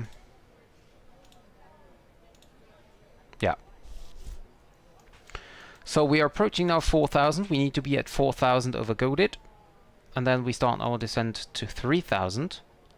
You can see here the constraint 200 knots, 3000 feet or above.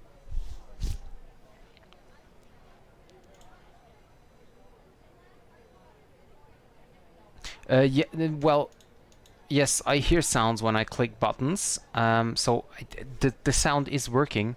The engine sound is set to 100%, so I think it's a aircraft problem. Or maybe if I set my headset volume all the way up to 100%, then I hear some engines. You don't hear them. Give me a second. I just turn on the sound for you.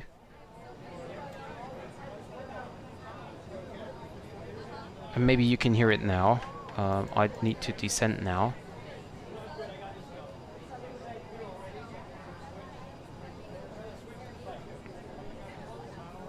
Reduce speed 190 knots. So I'm not sure if you can hear it now better. But I have to turn that down because if I don't turn it down and there are controllers speaking or so, and it's definitely too loud for you. Could you please start your descent?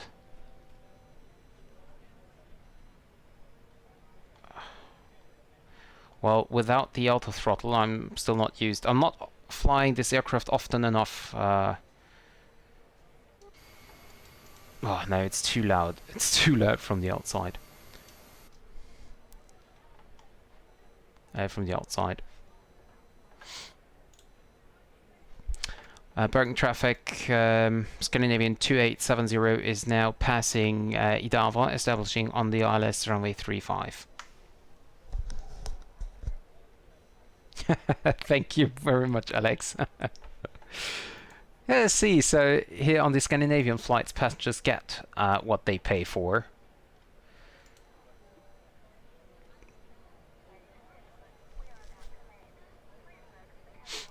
So I switched the nav source to localizer now. And then I click the approach button.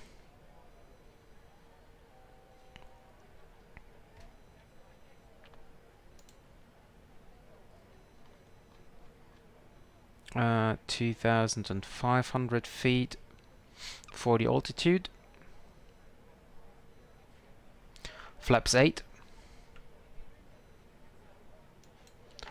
And set the landing speeds. VREF is 134.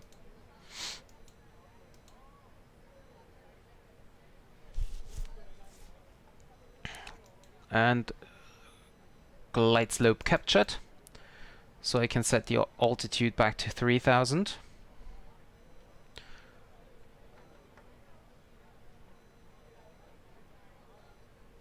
Flaps now 20 and speed 160.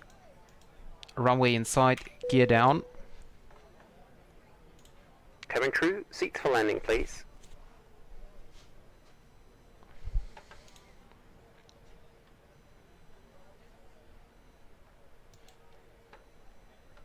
Flaps 25.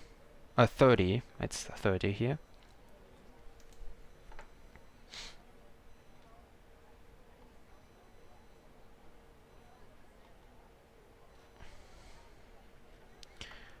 And flaps full. Landing checklist. Landing gear down, flaps full. Landing checklist complete.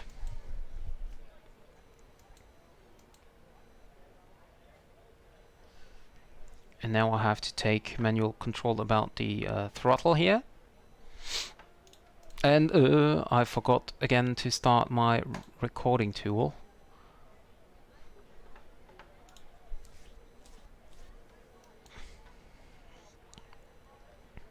Speed's getting low, so turn that up again. Bergen traffic, Scandinavian 2870 is on the 4 miles final, runway 35 to land.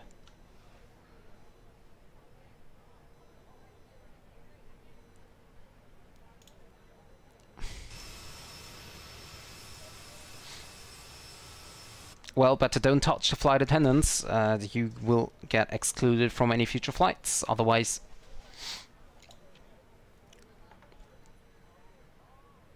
Approaching. 3, 5.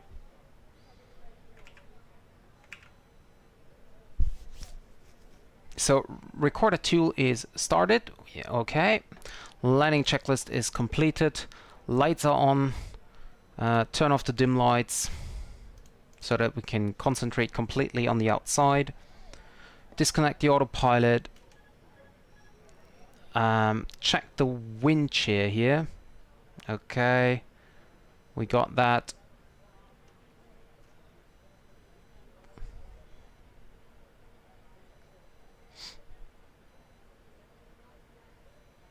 We're getting turned to the left side here.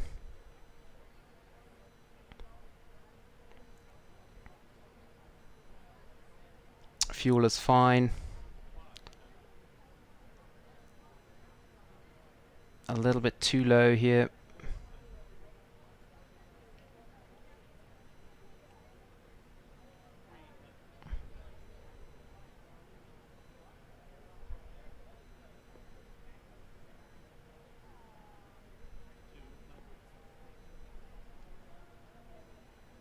Long landing.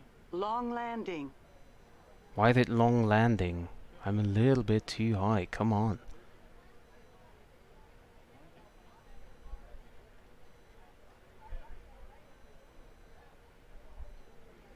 And we're down, reverse thrust.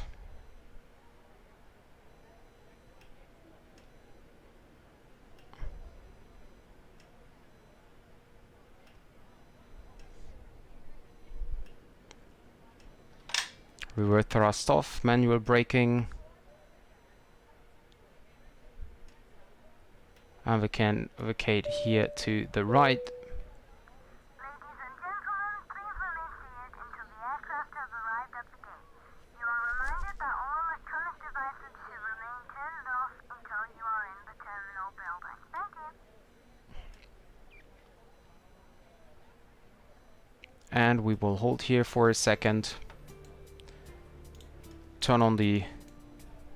I cannot see if I turned on the lights. No, the brakes, I mean. So, flaps now retract. Start the APU, turn off the landing lights and strobe lights. Transponder mode standby. Weather radar off. Terrain radar off. And now check the charts for the taxi.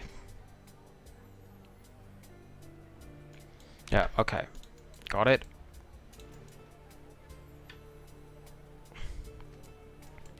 So after landing checklist, APU is on, transponder radar is standby and off, slats are slat to 0, lights are set, and I can turn off the probes. 1 and 2. APU is just right now became available.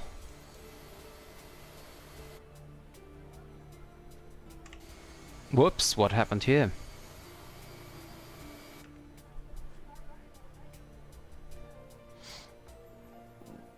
What about the voice of the flight attendant?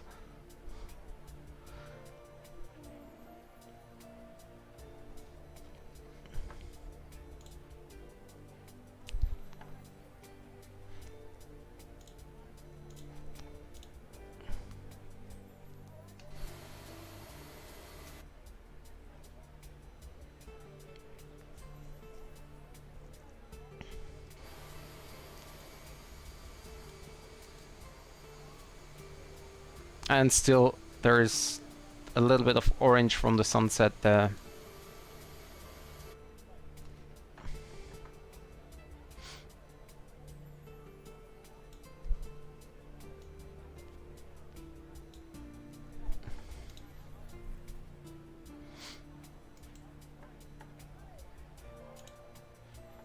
Next checklist will be the shutdown checklist.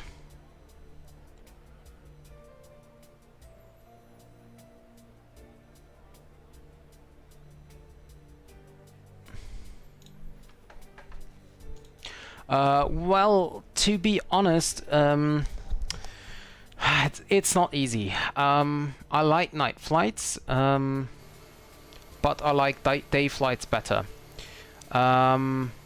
It depends indeed on the scenery, because I think that in the nighttime,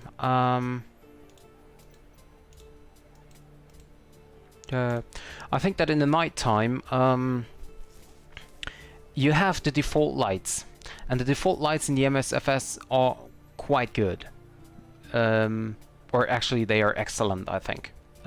Except on the default airports, because then the lights are missing. But they are great for the normal scenery, surrounding scenery.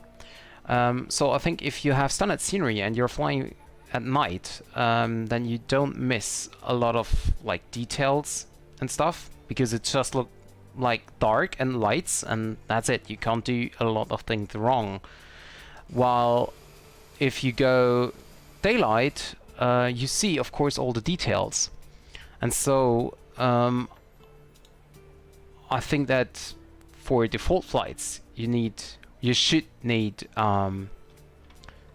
nighttime flights, while if you have add-on sceneries, then you can take daylight flights.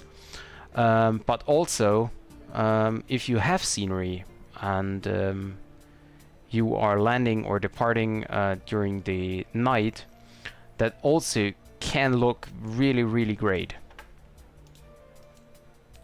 Turn off the landing lights here, and we go to gate 28. Turn off the recognition lights here.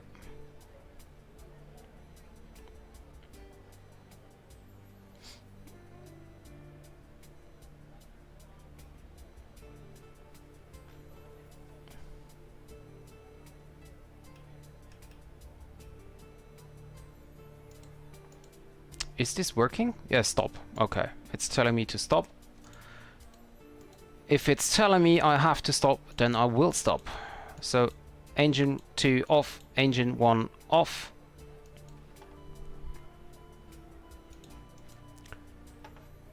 Ground power, of course, not yet available. Seatbelts off. Seatbelts off. Cabin crew, the aircraft is secure. Please open doors. Thank you. And connect the bridge. Connect the ground power unit. Open the passenger door. Ladies and gentlemen, from the cockpit once again, I hope you enjoyed your flight with us today. On behalf of myself, the first officer and the cabin crew, we wish you a safe and pleasant journey from the airport and hope to see you soon again. Thanks for flying with us. Goodbye.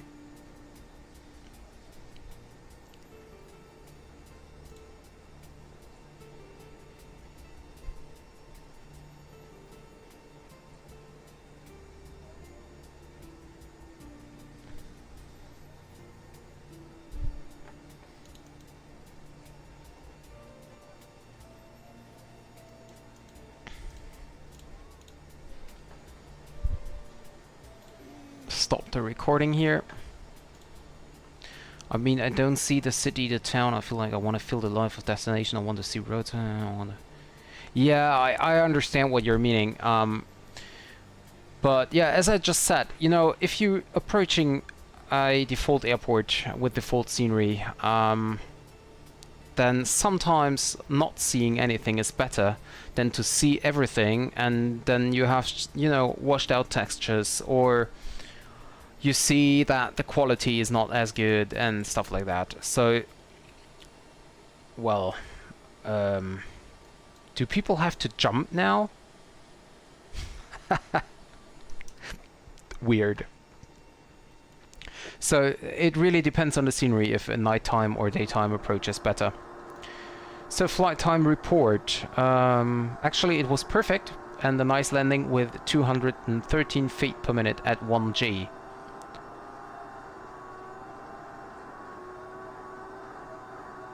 Really great, really great. Nice flight report here. And this ended. And now it's gonna be interesting. I will disconnect the bridge and the ground power unit. I will take up the door, and then I have to start engine number 1 and engine number 2. Oh, come on.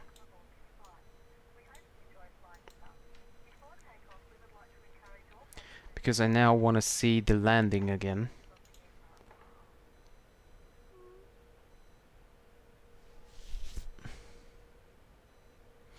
Can disconnect Vatsim now.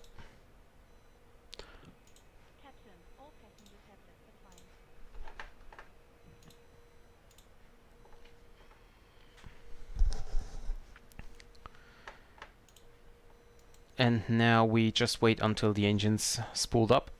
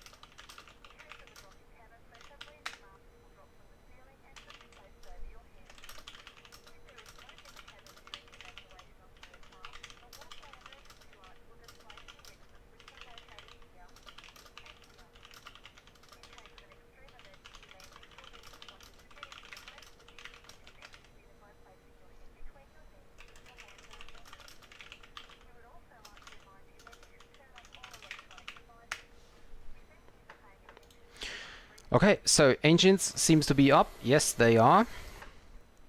Now, set flaps full.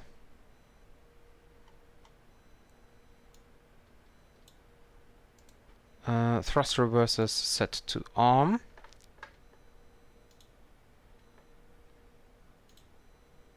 And then, let's see, replay. Pause the replay, and then we set the weather or the... Come on, I want to... Yeah, that's what I want to have. And resume replay. And now let's switch to... Wow, that looks great as well, doesn't it?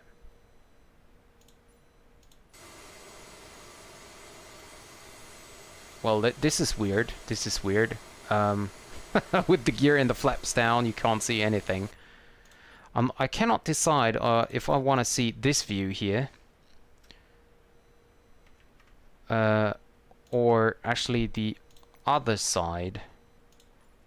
But I think the other side is better because of the...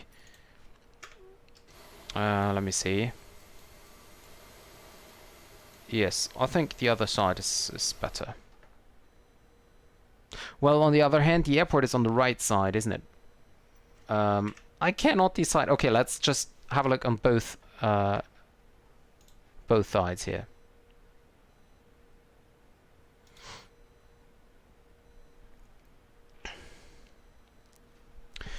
So what's the future plan? That's a good question. So basically, I don't do like, I mean, I do real flights, but I don't fly like, how to say, from Copenhagen to Bergen, Bergen back to Copenhagen, Copenhagen to Varga, Varga to anywhere else to third destination.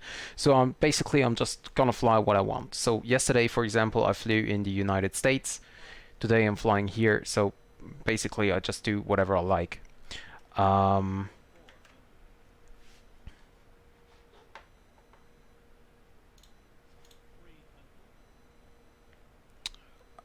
For the future, I'm not sure if Bergen is the paradise for fishing.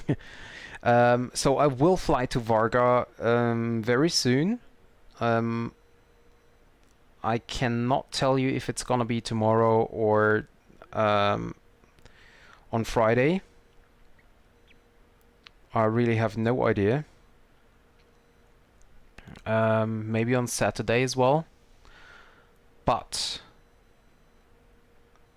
I will do that within the next, let's say, 7-8 days. Because I'm really interested in the approach. I just hope that the weather is good enough for the visual approach, because otherwise it would be very you know, very weird. No, I'm not flying every day. I did do in the last days, but normally I just stream like twice or 3 times a week. So definite. What is? Oh, brake overheat. Yeah, of course.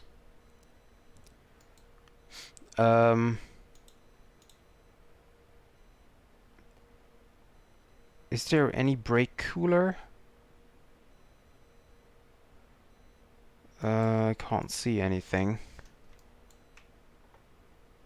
Metric old.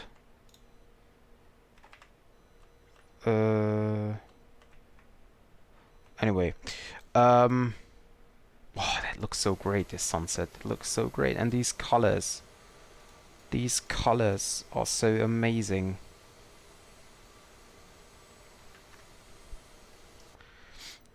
Where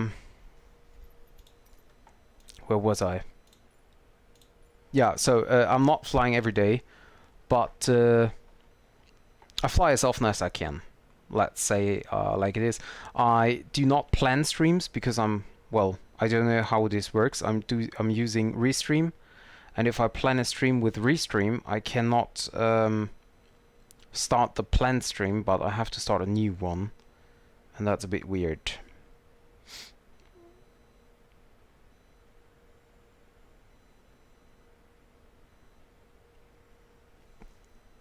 So most of the time I'm doing that for you know, spontaneous flights. Yeah, if you like fishing, then Norway is a good place anyway, as well as Sweden and whole Scandinavian is. a good place for fishing. You have a lot of nature, a lot of lakes and fjords and the sea and stuff like that.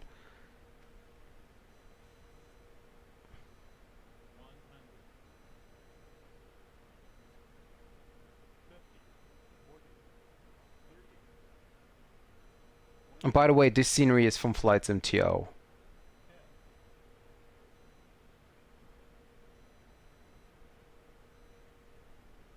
And I think it's really nice, the scenery, isn't it? And it is definitely working. So one last time, I want to see the touchdown here. The brakes didn't overheat anymore. Why? Why do you tell me don't think? Don't sink. I have the gear down, I have full flaps. Why? Turn off the ground proximity warning. No.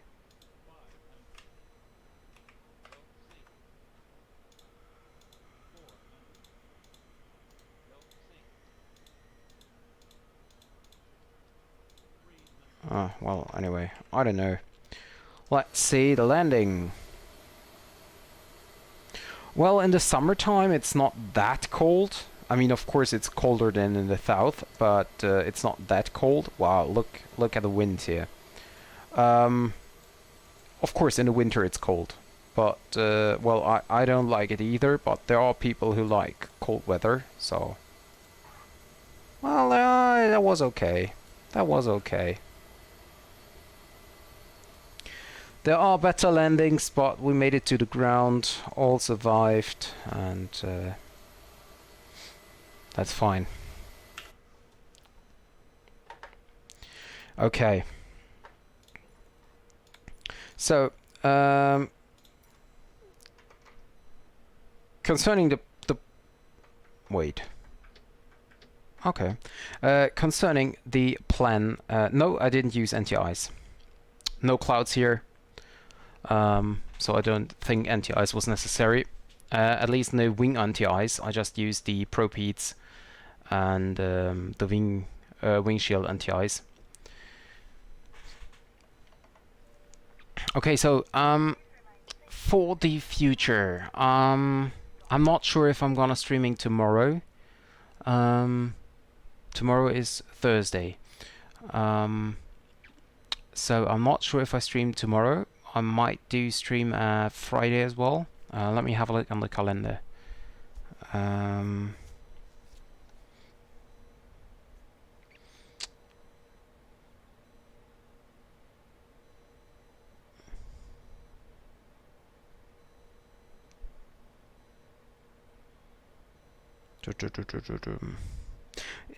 will stream most likely on Friday again. I'm not sure about tomorrow, but I will most likely stream on Friday, and I will either Friday or Saturday will fly to Varga. I think on Saturday it might be a little bit better because I can fly in daylight.